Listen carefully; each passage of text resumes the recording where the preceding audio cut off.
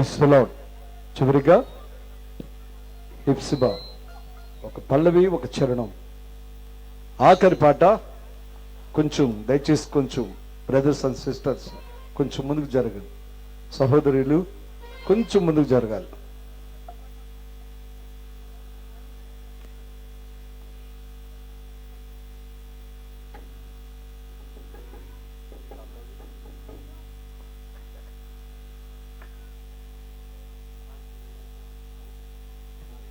హల్లెలూయా.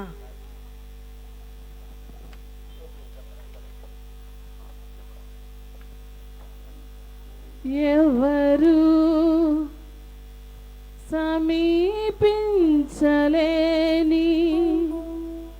తేజస్సులో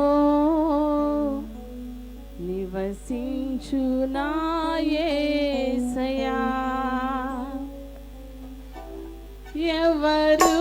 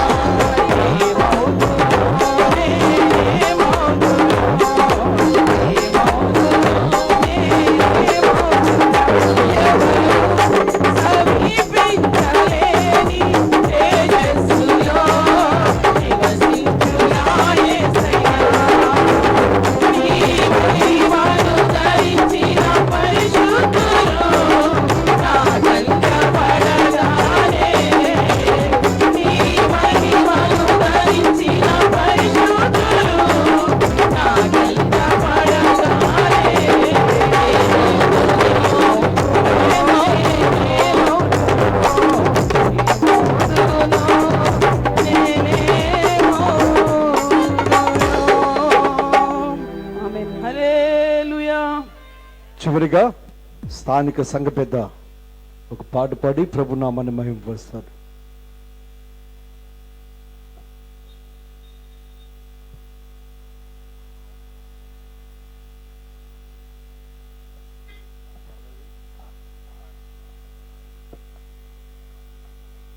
స్తోత్రం. ప్రభు నామానికి మహిమ కలుగును గాక. హల్లెలూయా.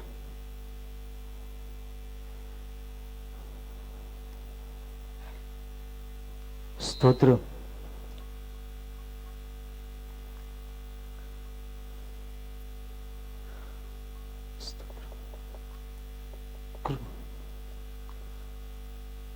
సుధా మధుర కిరణాల అరుణోదయం, కరుణామయుని శరణ తరుణోదయం. సుధా మధుర కిరణాల అరుణోదయం, కరుణామయుని శరణ తరుణోదయం. హృదయాలు వెలుగైనవి, మరణాల సరసాలు మరుగైనవి. మెరుగు హృదయాలు వెలుగైనవి, మరణాల సరస మరుగైనవి. సుధా మధుర కిరణాల అరుణోదయం, కరుణామయుని శరణ తరుణోదయం.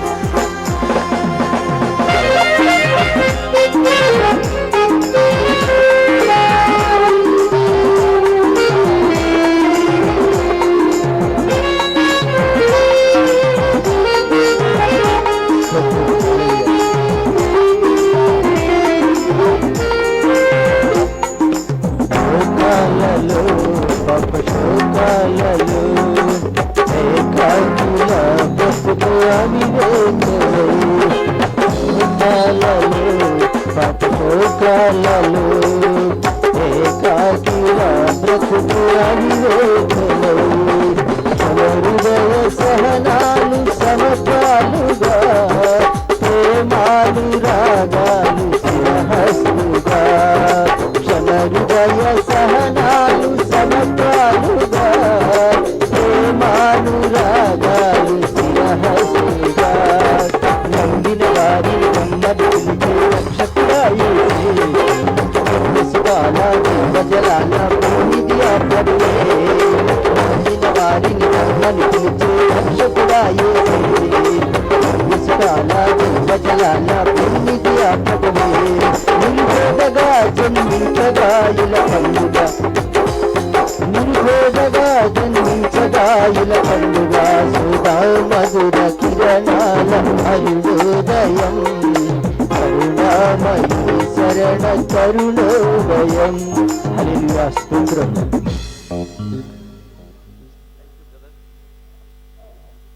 హల్లెలూయా. సంతోషంగా ఉన్న వాళ్ళందరూ గట్టిగా దేవునికి స్తోత్రం చెల్లిద్దామా? మరొకసారి దయచేసి అందరూ లెగిచ్చి నిలబడదాం. నిలబడిన మనమంతా కొద్ది క్షణాలు ప్రభుని ఆరాధన చేసుకుందాం. ఈ 2021వ సంవత్సరములో దేవుడు మన జీవితంలో, మన కుటుంబాలలో, మన గ్రామాలలో, మన పట్టణాలలో, పలు ప్రజల మధ్యలో అనేక అద్భుతమైన కార్యాలు దేవుడు చేస్తూ వస్తూ ఉంటున్నారు. రెండు చేతుల ఎత్తి ఆకాశము వైపు ప్రభువా, మనసారా ప్రభుని మనం ఆరాధించుకుందాం. ఆత్మతో సత్యముతో ప్రభుని ఆరాధించుకుందాం. Praise the Lord, praise the Lord, praise the Lord. Hallelujah, hallelujah, hallelujah, hallelujah, hallelujah. Hallelujah. శక్తి కలిగిన దేవా నీకే స్తోత్రమయ్యా, స్తోత్రమయ్యా, స్తోత్రమయ్యా. ఆరాధనకు యోగ్యుడా నీకు స్తోత్రమయ్యా. ఆరాధ దైవమా నీకే స్తుతి, స్తుతి, స్తుతి, స్తుతి, స్తుతి, స్తుతి, స్తుతి, స్తుతి. హల్లెలూయా, హల్లెలూయా, హల్లెలూయా, హల్లెలూయా. God, praise God. ప్రతి ఒక్కరు కూడా కళ్ళు మూసుకొని స్తోత్రమయ్యా. ఆకాశం వైపు చేతులు చాపి, మహోన్నతుడైన దేవుని వైపు చేతులు చాపుతూ ఈ రాత్రి మనం ఆరాధిస్తున్న దేవుడు స్తోత్రము. ఏమై ఉన్నాడు, ఆయనను గూర్చి మనసారా స్తుతిద్దాం. స్తుతి ప్రాణప్రియుడైన ప్రభువైన అయ్యా యేసయ్యకు స్తోత్రం స్తోత్రం స్తోత్రం స్తుతి స్తుతి స్తుతి స్తుతి స్తోత్రం స్తోత్రం ఇశ్రాయేలు ప్రజల మధ్యలో అద్భుతమైన కార్యాలు హల్లెలూయా, జరిగించగలిగిన వాడా, ఈ రాత్రి స్తోత్రం, ప్రాంతముల ఒక స్తోత్రం, అద్భుతమైన స్తోత్రం, కార్యాలు ప్రభువా స్తోత్రం. మీరు జరిగించుచున్నందుకు నీకు స్తోత్రమయ్యా. బలమైన అభిషేకము చేత నీ సేవకులు మీరు నింపుచున్నందుకు నీకు స్తోత్రం. హల్లెలూయా హల్లెలూయా హల్లెలూయా హల్లెలూయా. గొప్ప దేవా నీకే స్తోత్రం స్తోత్రం స్తోత్రం స్తోత్రం. నా స్తుతి పాత్రుడా నా యేసయ్యా, నా ఆరాధనకు నీవే యోగ్యుడవయ్యా, నా ఆరాధనకు నీవే యోగ్యుడవయ్యా. నా స్తుతి పాత్రుడా నా యేసయ్యా, నా స్తుతి పాత్రుడా నా యేసయ్యా. అందరూ కలిసి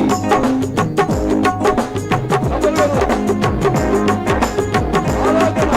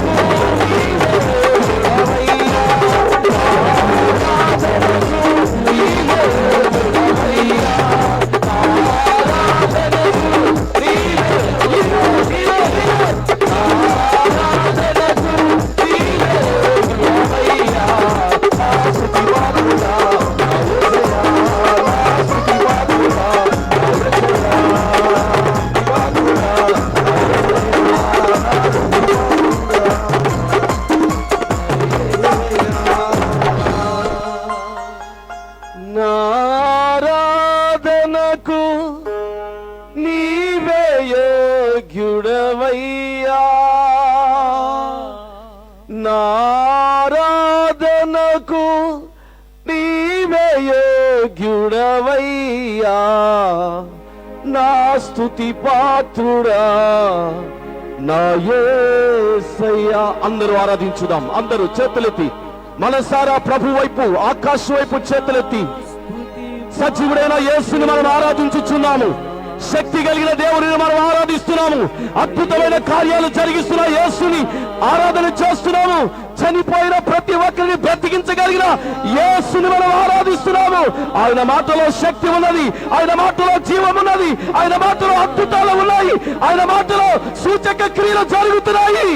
ఈ రాత్రి అద్భుతమైన అభిషేకం చేత తన సేవకులు దేవుడు నింపి బలమైన అభిషేకాన్ని పంపి ఈ ప్రాంతంలో ఈ రాత్రి ఒక అద్భుతమైన కార్యాలు దేవుడు జరిగించగలుగుతున్నాడు.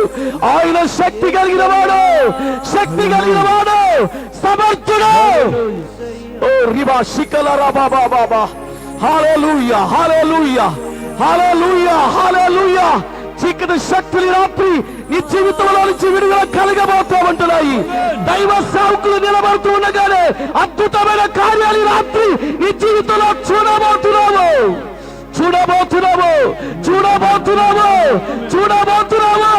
నీ కన్నిటికి ముగింపు కలుగునుగాక, నీ కష్టాలకు ముగింపు కలుగునుగాక, నీ శ్రమలకు ముగింపు కలుగునుగాక. నీ జీవితంలో జయము, జయము, జయము. ఈ 2021 సంవత్సరంలో దేవుడు నీకు ఇచ్చిన వాగ్దానము మునుపటి కంటే, మునుపటి కంటే, మునుపటి కంటే అధికమైన మేలు రాత్రి నీ జీవితంలో జరిగించబోతున్నాడు. ఓ రిబా రిబా శికల రబా బాబా బాబా. హల్లెలూయా, హల్లెలూయా. ఒక క్షణం అందరూ మౌనంగా ఉందాం.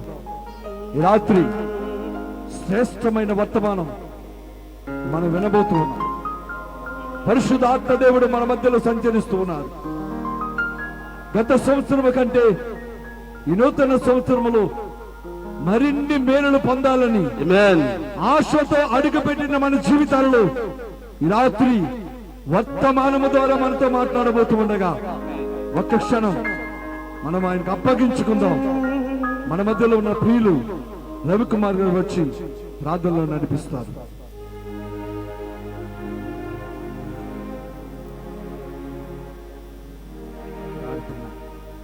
ప్రేమగల తండ్రి, దయగల రాజా, అపారమైన మీ ప్రేమకు, వర్ణింప శక్యము కాని మీ కృపకు, జీవముతో కూడిన మీ మాటలకు ఈ రాత్రి చిన్న మందుగా కూడుకొని ఘనమైన మీ నామానికి నిండు మనసుతో కృతజ్ఞతాస్తుతులు స్తోత్రాలు చెల్లిస్తూ ఉన్నాం.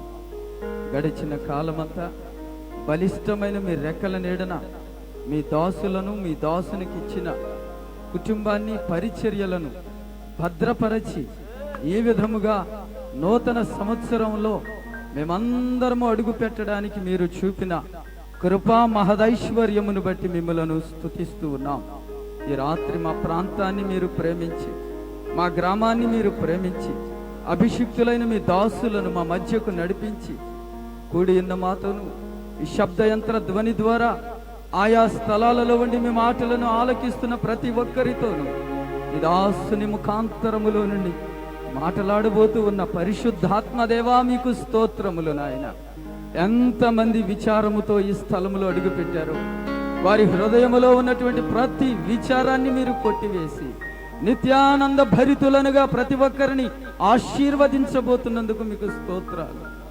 కలవరాలను కొట్టివేయబోతున్నందుకు మీకు స్తోత్రాలు. ప్రతి చింత నుంచి విడుదలనివ్వబోతున్నందుకు మీకు స్తోత్రాలు. మీ దాసుని ద్వారా మా ప్రాంతాన్ని రాత్రి ఆశీర్వదించబోతున్నందుకు మీకు స్తోత్రములు నాయన. ఈ రాత్రి మమ్ములను దాటి వెళ్ళిపోని దేవుడవు, మీ దాసుని ముఖాంతరములో నుంచి బహుతేటగా మాతో మాట్లాడబోతున్న మా మంచి దేవుడు అయ్యా. వినుబుద్ధి ప్రతి ఒక్కరిలో కలిగింపజేసి విన్న మాటల ప్రకారం వారి జీవితాలను సంస్కరించుకోవడానికి యోగ్యమైన బ్రతుకు ప్రతి ఒక్కరికి అనుగ్రహించమని ఇప్పటి వరకు ఆధ్యాత్మిక వాతావరణంలో మమ్మల్ని నడిపిస్తూ వచ్చారు. ముందున్న సమయాన్ని మరింతగా దీవించి రెండంతల ఆశీర్వాదముతో మమ్మల్ని నింపి తృప్తిపరచమని క్రీస్తు యేసునాథుని పరిశుద్ధ నామమున అడిగి వేడుకుంటున్నాం పరమ తండ్రి, ఆమేన్. కూర్చుందాం, దయచేసి అందరూ కూడా కూర్చోండి.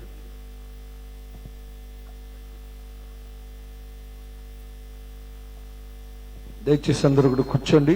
రోడ్డు మీద ఎవరు కూడా నిలబడద్దు, ట్రాఫిక్గా ఉంది కనుక దయచేసి మీ కొరకు సిద్ధపరిచిన స్థలంలో కూర్చోండి.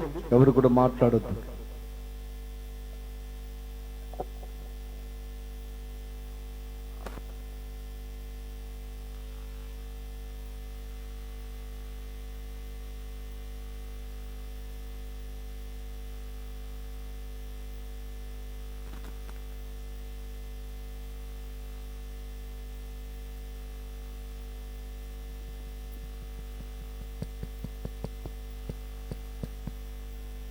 హల్లెలూయా.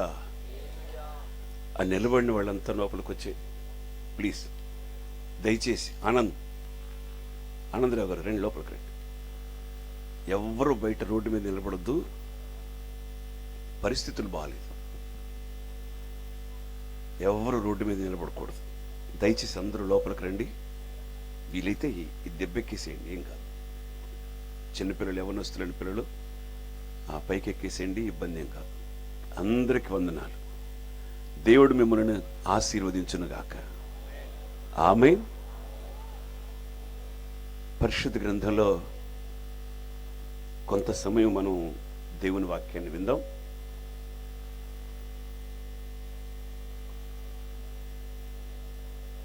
భయంకరమైనటువంటి రోజులు ఈ రోజులు. ప్రపంచ దేశాలని ఈ కరోనా అతలాకుతలం చేసేసింది.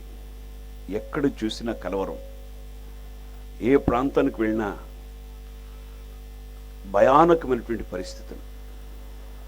ఈరోజు నేను ఆరాధనకు ఏలూరు వెళ్ళాను. వెళ్ళేటప్పుడు బాగానే ఉంది, రోడ్డు అంతా ప్రశాంతంగా ఉంది. తిరిగి వచ్చేటప్పుడు ఆరుగొల టర్నింగ్లో రెండు ఆటోలు ఒక కారు. ఆటోలు అయితే నుజ్జు అయిపోయింది, ఒక ఆటో అయితే అంత దూరం వెళ్ళిపోయింది. మరి ఎవరు ఎట్లా ఉన్నారో తెలియని పరిస్థితి. మేము వచ్చేటప్పుడు చూసాం, వెళ్ళేటప్పుడు ప్రశాంతంగా ఉంది రోడ్డు. క్షేమం కరువైన రోజులు ఈ రోజులు. ఏ ఇంట్లో చూసినా, ఏ హృదయంలో చూసినా క్షేమం అనేది చాలా దూరం అయిపోయింది. ప్రతి గ్రామంలో ప్రజలు అటువంటి రోజులు ఈ రోజులు.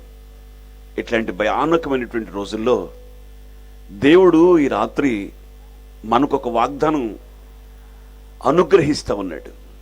ఆయన ఈ రాత్రి జీవంగల ఈ మాటలు వింటున్నటువంటి మీకు క్షేమము కలుగు చేయునుగాక. అనండి. మరొకరంటే విమోచన కలుగు చేసే దేవుడు. మనం ఆరాధించే దేవుడు ఎవరంటే రెండంతల మేలు కలుగు చేసే దేవుడు. దేవునికి స్తోత్రం కలుగునుగాక. ఈ రాత్రి జీవంగల ఈ మాటలు వింటున్నటువంటి మీకు, మీ కుటుంబాలకు, మీకు, మీ పిల్లలకు, మీకు కలిగిన సమస్తానికి ఆయన క్షేమం కలుగు చేయునుగాక. ఈ పుట్టుకుంట గ్రామంలో ఉన్న ప్రతి కుటుంబానికి, వాళ్ళు హైందవులు కావచ్చు, హైందవ సహోదరులు కావచ్చు, లేకపోతే ప్రభువుని నమ్ముకున్న క్రైస్తవులు కావచ్చు, క్రైస్తవేతరులు కావచ్చు, వారెవరైనా కానీ వారికి నేను ప్రకటించే దేవుడు వారి కుటుంబాలకు క్షేమం కలుగు చేయునుగాక. అనండి, ఇంకొకసారి అనండి. ఆమేన్. మరొక్కసారి మీతో చెబుతున్నాను, మనం ఆరాధించే దేవుడు ఎవరంటే క్షేమం కలుగు చేసే దేవుడు. నా వయస్సు ఉన్న వాళ్ళకి, నాకంటే కొంచెం పెద్దవాళ్ళకి, లేకపోతే నా వయస్సు ఉన్న వాళ్ళకి, నాకంటే కొంచెం చిన్నవాళ్ళకి తెలుసు. మా రోజుల్లో, మా చిన్నప్పుడు నేను చదువుకునే రోజుల్లో పోస్ట్ కార్డులు ఉండేవి. ఇంగ్లాండ్ లెటర్ ఉండేది, ఎన్వెలప్ కవర్స్. ఈ పోస్టల్ డిపార్ట్మెంట్లో ఇంటికి ఎవరికైనా బంధువులకి ఉత్తరాలు రాయాలంటే 3 ఉండేవి. ఒకటి కార్డు, పోస్ట్ కార్డు. రెండవది ఇన్లాండ్ లెటర్, లోపల రాసుకోవడానికి. మూడవది ఎన్వెలప్ కవరు, ఇంకెక్కువ మ్యాటర్ రాసుకోవడానికి ఉండేవి. ఆ ఉత్తరం రాసేటప్పుడు పైన క్షేమములు అని పెట్టేవాళ్ళం, క్షేమము అని. ఈ రోజుల్లో ఆ ఉత్తరాలు కానీ, క్షేమము అనే మాట కానీ మనకు తెలుసా? ఎంతమందికి తెలుసు? క్షేమము అనే మాట ఎంతమందికి తెలుసండి? అది చాలా దూరం అయిపోయింది. ఇప్పుడంతా ఈ ఫోన్లు వచ్చాయి. ఇక్కడ ఒక్కసారి ఇట్లా నొక్కామంటే, లేకపోతే ఇట్లా గీత వేసామంటే చెన్నై వెళ్ళిపోద్ది, బొంబాయి వెళ్ళిపోద్ది నిమిషంలో, లేకపోతే ఇంకా హైదరాబాద్ వెళ్ళిపోద్ది, కలకత్తా వెళ్ళిపోద్ది, ఫారిన్ కంట్రీస్ అమెరికా కూడా చేయొచ్చు మనం ఫోన్ చేస్తూ దీనిలో. ఒక్కసారి మనం ఇట్లా అన్నామంటే నంబరు ఇట్లా అన్నామంటే చాలా, నంబర్ మీద చెయ్యి ఇట్లా ఒక్కసారి ఒక నెట్టేమంటే చాలా వెళ్ళిపోద్ది అంతే. ఇవాళ క్షేమం అనే మాట చెప్పేవాళ్ళు కానీ క్షేమం అని రాసుకునే వాళ్ళు కానీ ఎవరు లేరు. అంటే క్షేమానికి మనం ఎంత దూరం అయిపోయామో, క్షేమం మనకెంత దూరం అయిపోయిందో చూడండి. ఈ ఇంట్లో నుంచి బయటికి వెళ్ళిన వ్యక్తి తిరిగి క్షేమంగా వస్తాడు అనే నమ్మకం ఎంతమందికి ఉందంటే ఏవో చెప్పలేము. క్షేమం కరువైపోయిన రోజులు. ఈ రాత్రి క్షేమం కరువైనటువంటి ఈ రోజుల్లో ఎంతో కాలం క్రితమే మనం ఆరాధించే దేవుడు మన పితరుని ఇశ్రాయేలుతో చెప్పాడు, ఆ దేశంలో మీరు ఇది వాళ్ళు అరణ్య యాత్ర, అరణ్యంలో ప్రయాణం చేసేవాళ్ళు, అరణ్యంలో క్రూర మృగాలు ఉంటాయి, అరణ్యంలో సర్పాలు ఉంటాయి, అరణ్యంలో భయానకమైన పరిస్థితులు, అరణ్యంలో సరైనటువంటి మార్గం ఉండదు, అరణ్యంలో త్రాగడానికి నీళ్లు కూడా దొరకకపోవచ్చు. ఆ రోజుల్లో ఆయన వాగ్దానం చేశాడు, ఈ మార్గమంతట్లో మీరు నడిచి ఈ మార్గమంతట్లో నేను మీకు క్షేమము కలుగు చేసేదను. దేవునికి స్తోత్రం కలుగును గాక. హల్లెలూయా. మనకు క్షేమం కలుగు చేసే దేవుడు ఉన్నాడు. ధైర్యంగా ఉండండి, ఏం కంగారు లేదు. చూడండి, భయానకమైనటువంటి కరోనా రోజుల్లో మన కుటుంబాలు మనం క్షేమంగా ఉన్నామంటే ఆయన కలుగు చేసిన క్షేమం. అవునండి, మనం క్షేమంగా ఉన్నాం, మన కుటుంబాలు క్షేమంగా ఉన్నాయంటే కారణం ఏంటంటే ఆయన మనకు క్షేమం కలుగు చేస్తానని వాగ్దానం చేశాడు, క్షేమం కలుగు చేశాడు. ఎన్నో కుటుంబాలను చూడండి, ఎంత భయంకరమైనటువంటి పరిస్థితులు కుటుంబాల్లో ఉన్నాయో, కానీ మనం క్షేమంగా ఉన్నాం. అది ఆయన కలుగు చేసిన క్షేమం. దేవునికి స్తోత్రం కలుగును గాక. హల్లెలూయా. క్షేమం కలుగు చేసే దేవుడు మనకున్నాడండి. అదే సమయంలో క్షేమాన్ని కోరుకునే, మన క్షేమాన్ని కోరుకునే సేవకులు ఉన్నారు. ప్రపంచ చరిత్రలో నేను మీకు చాలా స్పష్టంగా చెబుతున్నాను, ప్రపంచ చరిత్రలో లేకపోతే ఏ చరిత్ర తిరగేసినా మీ సోదరుడు లేకపోతే మీ అన్న కానీ మీ తమ్ముడు కానీ మీ క్షేమాన్ని కోరుకోడు. మీ తోబుట్టువులు, మీ చెల్లి, మీ అక్క మీ క్షేమాన్ని కోరుకోదు. అట్లని మీ కుటుంబాలు ఏదో చిచ్చు పెట్టడానికి రాత్రి రాలేదు నేను ఇక్కడికి. అట్లని మీ కుటుంబాలకు చిచ్చు పెట్టి పోట్లాడి పెట్టి వెళ్ళాలని రాలా. చూడండి, ఒకసారి ఆలోచించండి. సొంత తమ్ముడు అన్నయ్య క్షేమాన్ని కోరుకోడు. సొంత అన్న, ఒకే కడుపును పుట్టినటువంటి పిల్లలు, అన్న తమ్ముడు క్షేమంగా ఉంటే ఓర్చుకోలేడు. అక్క క్షేమంగా ఉంటే చెల్లి ఓర్చుకోలేదు. చెల్లి క్షేమంగా ఉంటే అక్క ఓర్చుకోలేని రోజులు ఈ రోజులు. క్షేమమే కరువైపోయింది. ఈ రాత్రి చాలా స్పష్టంగా చెబుతున్నాను, రక్త సంబంధులు మీ క్షేమాన్ని కోరుకోకపోవచ్చు, తోడబుట్టిన వాళ్ళు మీ క్షేమాన్ని కోరుకోకపోవచ్చు, కానీ మీ క్షేమాన్ని కోరుకునేది ఈ ప్రపంచంలో ఎవరైనా ఉన్నారంటే అదిగో దేవుని సేవకులు మాత్రమే. దేవునికి స్తోత్రం కలుగును గాక. ఇదిగో వేదిక మీద ఉన్నటువంటి దేవుని సేవకులు మాత్రమే మీ క్షేమాన్ని కోరుకుంటారు. అవునండి, బైబిల్ చరిత్ర చాలా స్పష్టంగా చెప్తున్న మాట ఈ మాట. ఒకసారి మీకు ఎందుకు నేను ఇంత ఖచ్చితంగా చెప్పగలుగుతున్నాను, ఎందుకు ఇంత ఖచ్చితంగా చెబుతున్నానంటే, ఒక్కసారి బైబిల్ చరిత్రలో, బైబిల్ చాలా పవిత్రమైనటువంటి గ్రంథం, పరిశుద్ధమైనటువంటి గ్రంథం. ఈ బైబిల్లో మంచి రాసి పెట్టారు, చెడు రాసి పెట్టారు. చాలా ఆసక్తిగా బైబిల్ మీరు చదివితే, శ్రద్ధగా బైబిల్ చదివితే మీకు అర్థమవుతుంది. బైబిల్ చదవండి, జ్ఞానాన్ని దేవుడిస్తాడు. దేవునికి స్తోత్రం కలుగును గాక. మీరు ఏ గ్రంథం చదివినా ఒకసారి చదివితే చదివేసేలో పోనీకి మళ్ళదని అంటుకోరు. ఈ పరిశుద్ధ గ్రంథాన్ని చదవండి. ఎన్నిసార్లు మీరు చదివినా మీకు తెలియని విషయాలు అప్పుడే చదువుతున్నామా, పోయినసారి మనం చదివాం కదా ఇప్పుడే చదువుతున్నామా, ఇది కొత్త విషయం లాగా ఉంటుంది. ఎన్ని సంవత్సరాలు చదివినా, ఎన్నిసార్లు చదివినా ఈ గ్రంథం మీ జీవితంలో జ్ఞానాన్ని కలుగు చేసే గ్రంథం. దేవునికి మహిమ కలుగును గాక. హల్లెలూయా. బైబిల్ చరిత్రలో కొంతమందిని మీకు జ్ఞాపకం చేస్తాను. చూడండి, సృష్టి ప్రారంభ దినాల్లో ఆదాము హవ్వలు దేవుడు కలుగు చేశాడు, వాళ్ళని సృష్టించాడు. ఆదామును మట్టి తీసుకుని ఆయన సృష్టించాడు. ఆ తర్వాత ఆ ఆదాము ప్రక్కటెముకల నుంచి ఒక ఎముకను తీసి స్త్రీగా చేసి సాటిని సహాయంగా ఇచ్చాడు. అవును కదండి. వాళ్ళిద్దరికి పిల్లలు పుట్టారు. కయీను, చెప్పాలి గట్టిగా, హేబేలు. జాగ్రత్తగా వినండి, వీళ్ళిద్దరు అన్నదమ్ములు, కయీను హేబేలు, వీళ్ళిద్దరు అన్నదమ్ములు. బైబిల్ చరిత్రలో చెబుతున్నాను మీకు. బైబిల్ చరిత్ర నేను చెబుతున్నాను, మంచి రాశారు, చెడు కూడా రాశారు. కనుకనే ఇది పరిశుద్ధ గ్రంథం. కొన్ని గ్రంథాల్లో మంచి జరిగితే రాస్తారు, లేకపోతే చెడు రాయరు. కానీ ఈ గ్రంథం ఉందే, పరిశుద్ధ గ్రంథం ఉందే, మంచి చెడులు రెండు మిళితం చేసి వ్రాయబడ్డ గ్రంథం ఈ గ్రంథం. కనుకనే ఇది పరిశుద్ధ గ్రంథం. ఎన్నిసార్లు చదివినా తనివి తీరని గ్రంథం. దేవునికి స్తోత్రం కలుగునుగాక. కయ్యను హేబెలు ఇద్దరు అన్నదమ్ములు అనుకున్నారు మనం దేవునికి అర్పణ ఇవ్వాలి అని. అట్లాగే అన్న అంటే అట్లాగే తమ్ముడు అనుకున్నారు. తమ్ముడు హేబెలేమో గొర్రెలు కాచుకునేవాడు, మందలను కాచేవాడు, గొర్రెలు కాపరి. అన్న కయ్యనేమో వ్యవసాయదారుడు. అన్న కయ్యూరు వ్యవసాయంలోకి వెళ్ళాడు, తన పంట పొలానికి వెళ్ళాడు, కళ్ళానికి వెళ్ళాడు. ధాన్యంలో తన పండిన పంటలో ధాన్యంలో కొంత తీసుకొచ్చి దేవునికి అర్పణ ఇచ్చాడు. హేబేలు మందలోకి వెళ్ళాడు, గొర్రెల మందలోకి వెళ్ళాడు. బాగా బలిసిన వాటిని, కొవ్విన వాటిని, ఆ ప్రథమ ఫలం మంచి తులుసులు పుట్టిన వాటిలో క్రొవ్విన వాటిని తీసుకొచ్చి దేవునికి అర్పణ అర్పించాడు. దేవుడు ఏం చేశాడంటే హేబేలు అర్పణ అంగీకరించాడు, కయ్యను అర్పణ అంగీకరించలా. జాగ్రత్తగా వినండి.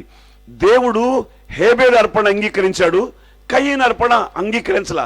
ఇప్పుడు కయ్యనికి ఎవరి మీద కోపం రావాలి? మాట్లాడండి, పర్లేదు. దేవుడి మీద కోపం రావాలి. ఏమయ్యా దేవుడయ్యా, దేవుడయ్యా నేను కూడా నా పంట పొలంలో తీసుకొచ్చి ధాన్యం ఇచ్చాను కదా, నా అర్పణ ఎందుకు అంగీకరించాను? దేవుడిని అడగాలి. కానీ కయ్యూను దేవుణ్ణి అడగల. ఏం చేశాడు తెలుసా? తమ్ముడు ఒంటరిగా పొలంలో ఉండడం చూసి తమ్ముడి మీద పడి చంపేశాడండి. మరి తమ్ముడు అర్పణ దేవుడు అంగీకరించాడులే, పోన్లే వచ్చే సంవత్సరం నా అర్పణ అంగీకరిస్తాడులే అయినా అనుకున్నాడా? తమ్ముడు క్షేమాన్ని కోరుకున్నాడా? చెప్పాలి మీరు నోరు తెరిచి. తమ్ముడు క్షేమాన్ని కోరుకున్నాడా? లేదండి, తమ్ముడు క్షేమాన్ని కోరుకోలే. ఎందుకండి? ఇంత మరొక విషయాన్ని కూడా మీకు గుర్తు చేస్తాను చూడండి. ఏశావు యాకోబు ఇద్దరు అన్నదమ్ములు, అవునా? ఏశావు యాకోబు ఇద్దరు అన్నదమ్ములు. ఏశావుతో చెప్పాడు వాళ్ళ నాన్న ఇస్సాకు, నువ్వు వేటాడతావు కదా, నువ్వు వేటాడి మాంసం, ఈ వేట మాంసం తీసుకొచ్చి నాకు శుభ్రంగా రుచిగా వండి పెట్టు, నేను తిని నిన్ను దీవిస్తానన్నాడు ఇస్సాకు. ఈ మాట రెబెకా వింది. యాకోబుతో చెప్పింది. యాకోబుకి ఏశావు వస్త్రాలన్నీ ధరింపచేసింది. ఈ యాకోబుని ఇస్సాకు దగ్గరికి పంపించింది ఆ రుచిగల భోజన పదార్థాలు తయారు చేసి. ఏశావు పొందవలసినటువంటి దీవెనలన్నీ తమ్ముడు యాకోబు పొందేశాడు. ఇస్సాకు యాకోబుని దీవించాడు. దీవించిన తర్వాత ఆ దీవెనలన్నీ తీసుకుని బయటకు వచ్చాడు యాకోబు. అంత లోపల ఏశావు వేటాడి మాంసం రుచిగా భోజనం చేసి తండ్రికి తీసుకెళ్ళాడు. అయ్యే ఇప్పుడే కదరా నేను దీవించాను, ఇంకెక్కడో నా దగ్గర దీవెనలు ఏమి లేవురా, ఒక్క దీవెన కూడా నా దగ్గర లేదా నానంటే లేదయ్యా, ఒక్క దీవెన కూడా లేదా, అన్నీ ఇచ్చేసానయ్యా అన్నాడు. అప్పుడు యాకోబు మీద చాలా మండిపడ్డాడు కోపంతో. ఏమలేదు, తమ్ముడే కదా, పోనీ ఈ సంవత్సరం నాన్న తమ్ముడిని దీవించాడు, వచ్చే సంవత్సరం నన్ను దీవిస్తాడులే అనుకున్నాడా అన్న? ఏశావు అనుకున్నాడండి? కనబడితే చంపేయాలనుకున్నాడు. కనబడితే, మీరు ఆదికాండం చదువుకోండి, బైబిల్ చదువుకోండి, కనబడితే అదంతా నేను మీకు చెప్పాలని ఈ రెఫరెన్స్లు చెప్పాలని కాదు, కానీ కనబడితే చంపేస్తాననుకున్నాడు ఏశావు, చంపేయాలనుకున్నాడు. అవునండి, అన్న క్షేమం తమ్ముడు కోరుకునేది కాదు, తమ్ముడు క్షేమం అన్న కోరుకునే రోజులు కాదండి. ఆ రోజుల్లోనూ ఉంది, ఈ రోజుల్లో కూడా ఉంది. ఇంకొక మాట కూడా మీతో చెప్తాను. యోసేపు యాకోబుకి 12 మంది కొడుకులు. యోసేపు 11వాడు. యోసేపు కలగన్నాడు.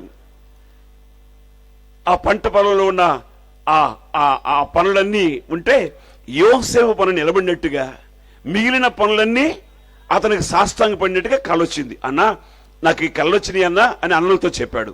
అన్నలు సరే పోనీ అనుకున్నారా? మాట్లాడండి, అనుకున్నారా? లేదు. యోసేపు మీద పగబట్టారు. మీరు ఆదికాండం చదువుకోండి, ఆదికాండంలో యోసేపు చరిత్ర స్పష్టంగా కనపడుతుంది. యోసేపు మీద పగబట్టారు. యోసేపుని వాళ్ళ నాన్న యాకోబు అన్నయ్యుడు మందలను మేపుతున్నారా? ఎక్కడ? షెకెములో మందలను మేపుతున్నారు, కాస్త సమాచారం తీసుకురా అని చెప్పి యోసేపును పంపిస్తే వాళ్ళు షెకెములో లేరు. ఆ షెకెములో లేకుండా వాళ్ళు ఎక్కడికి వెళ్ళారు? దోతానుకు వెళ్ళారు. అవునండి, యోసేపు షెకెములో లేరు కనుక, మీకు బాగా తెలుసు బైబుల్, బాగానే చదువుతున్నారు, మొత్తానికి బాగానే చెప్తున్నారు, మీరు చాలా శ్రద్ధగా వింటున్నారు అనమాట బైబుల్. మీరు షెకెములో వాళ్ళు లేరు. యోసేపు ఏమనుకోవాలి? షెకెం కదా నాన్న వెళ్ళమన్నది, షెకెంలో అన్న లేరు, నేను తిరిగి వెళ్ళిపోదాంలే అనుకోలేదు. ఎవరో చెప్పారు, వాళ్ళు మాట్లాడుకోవడం నేను విన్నానయ్యా, వారు దోతానికి వెళ్ళాలనుకుంటున్నారు, నాకు వెళ్ళారో లేదో తెలియదంటే యోసేపు దోతానుకు వెళ్ళాడు. దోతానులో యోసేపుని అన్నయ్యలు చూశారు. ఒరే కలలుగానే వాడు వస్తున్నాడరా, ఆయన పనులు నిలబడిందట, మన పనులన్నీ సాష్టంగపడినట అని యోసేపు మీద అసూయపడి, జాగ్రత్తగా వినండి, అన్నలు అసూయపడి యోసేపును కొట్టారు. ఆ తర్వాత యోసేపును నీళ్లు లేని గోతులో, మాట్లాడాలి కొంచెం, నీళ్లు లేని గోతులో పడేశారు. ఆ తర్వాత యోసేపును ఆ గోతుల నుంచి బయటికి తీసి ఆ దారిన ఇష్మాయేలు వెళ్తా ఉంటే ఇష్మాయేలుడికి అమ్మేశారు కదండి. అమ్మేశారా? వాళ్ళు ఏం చేశారు? సంతలో పశువులు అమ్మినట్టుగా ఐగుప్తులకు, ఇష్మాయేలుడు ఐగుప్తులకు అమ్మేశారు. చూడండి, యోసేపు అన్నలు యోసేపు మీద ఏమైనా జాలి పడ్డారా? మాట్లాడాలి కొంచెం. ఏం లేదండి, జాలి పడలేదండి. అన్నయ్యలు తమ్ముడు క్షేమాన్ని కోరుకునే రోజులు కాదు ఇవి, కానే కాదు. అట్లని మరలా నేను చెప్తున్నాను, మీ కుటుంబంలో చిచ్చు పెట్టడానికి నేను రాలేదు, మీ కుటుంబంలో కలహాలు రేపడానికి రాలేదు. మా అన్నయ్య ఎట్టంటాడేమో, మా తమ్ముడు ఎట్టంటాడో అనుకోబాకండి. నేను బైబిల్ చరిత్ర మీతో చెబుతున్నాను. క్షేమాన్ని కోరుకునే, మీరేమనుకున్నాడు తెలుసా? అంత మగవాళ్ళ గురించి చెప్పేస్తున్నాడు, మా గురించి ఏం చెప్పలేదన్న, భలే మొత్తానికి బాగుంది, ప్రసంగం చాలా బాగుంది, మా గురించి ఏం చెప్పలేదు. మీరేం తక్కువలు కాదు, మీరేం నవ్వుతున్నారుగా, మీరేం తక్కువలు కాదు. చూడండి ఒక్కసారి బైబిల్ చరిత్రలో, లేయా రాహేలు ఇద్దరు అక్క చెల్లెళ్ళు కాదు, సొంత అక్క చెల్లెళ్ళు. సొంత అక్క చెల్లెళ్ళు లేయా రాహేలు, సొంత అక్క చెల్లెళ్ళు అండి వాళ్ళు. దేవుడు లేయా జబ్బు కలది, లేయా గర్భాన్ని తెరిచాడు, గర్భఫలం లేయాకి ఇచ్చాడు. రాహేలుకు గర్భఫలం లేదు, గర్భం తెరవల. రాహేలు ఏమోలే, అక్క కొడుకైనా ఒకటే, నా కొడుకైనా ఒకటే అనుకుందా? మాట్లాడాలి. అక్క మీద చెప్పాలి, అక్క మీద. మరి మీ అక్క మీద నువ్వు అసూయ పడుతున్నావో లేదో నాకు తెలియదు, కానీ అక్క మీద ఆమె అసూయ పడింది. ప్రియులరా, ఈ రాత్రి బంధువులు, రక్త సంబంధులు, తోడబుట్టిన వాళ్ళు నీ క్షేమాన్ని కోరుకోకపోవచ్చు, కానీ వేదిక మీద ఉన్న దేవుని సేవకులు కానీ, అక్కడ కూర్చున్న దేవుని సేవకుడు కానీ మీ క్షేమాన్ని కోరుకుంటారు. దేవునికి మహిమ కలుగునుగాక. పరిశుద్ధ గ్రంథంలో ఫిలిప్పి పత్రిక, దైవజనుడు పౌలు ఫిలిప్పీలకు రాసిన పత్రిక 2వ అధ్యాయం 19వ వాక్యాన్ని ఒక్కసారి చదవండి. 2వ అధ్యాయం ఫిలిప్పి పత్రిక 2వ అధ్యాయం 19వ వాక్యాన్ని చదవాలి మీరే. దైవజనుడు పౌలు అంటాడు, ఆ ఫిలిప్పి సంఘానికి ఒక ఉత్తరం రాస్తూ చెబుతున్నాడు, నేనును మీ క్షేమం తెలుసుకుని ధైర్యము తెచ్చుకునే నిమిత్తం తిమోతిని శీఘ్రముగా మీ యొద్దకు పంపుచున్నాను. మీ క్షేమ విషయమై నిజముగా చింతించువాడు అతని వంటి వాడు నా దగ్గర, నా యొద్ద లేడు. ఎవరండి వీళ్ళు? దైవజనుడు పౌలు, దైవజనుడు తిమోతి. వీళ్ళు ఎవరంటే మీ క్షేమాన్ని కోరుకునేవాళ్ళు. దేవునికి స్తోత్రం కలుగునుగాక. సంఘం యొక్క క్షేమాన్ని కోరుకునేవాళ్ళు, సంఘంలో ఉన్న విశ్వాసుల యొక్క క్షేమాన్ని కోరుకునేవాళ్ళు. ప్రియులారా, దేవుని సేవకులు ఎవరంటే, వారు ఎవరైనా కానీ పరిచర్య చేస్తున్న దేవుని సేవకుడు ఎవరంటే మీ క్షేమాన్ని కోరుకునేవాళ్ళు. దేవునికి స్తోత్రం కలుగునుగాక. ఒక చిన్న విషయాన్ని మీకు గుర్తు చేస్తాను చూడండి. మీకు ఒక ఆడపిల్ల ఉంది, మీ పొరుగింట్లో కూడా ఆడపిల్లలు ఉన్నారు, వాళ్ళకు కూడా ఆడపిల్లలు ఉన్నారు. మీ అమ్మాయితోటి అమ్మాయికి పెళ్లి అయిపోయింది. వాళ్ళు ఏమంటారు తెలుసా? అమ్మాయి పెళ్లి ఎప్పుడు చేస్తావు? మా అమ్మాయి పెళ్లి చేశాం కదా, మీ అమ్మాయి పెళ్లి ఎప్పుడు చేస్తావు అంటారు.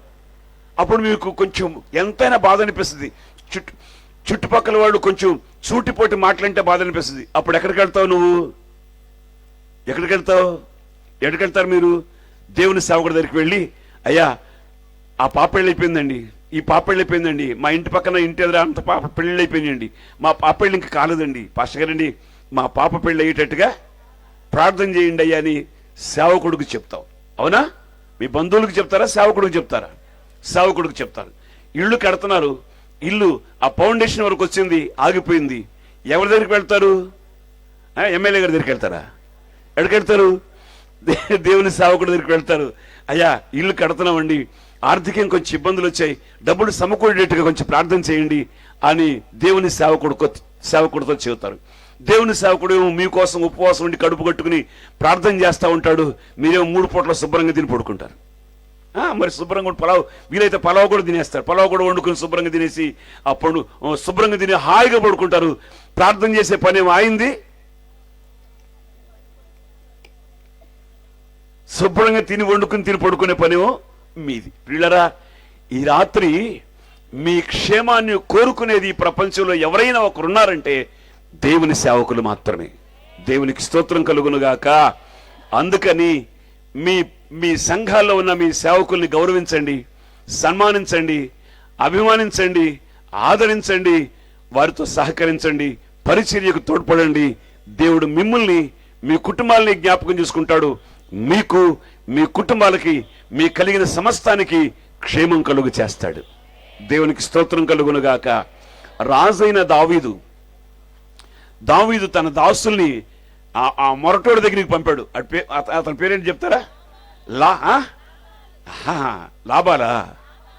లాబాలు కదా.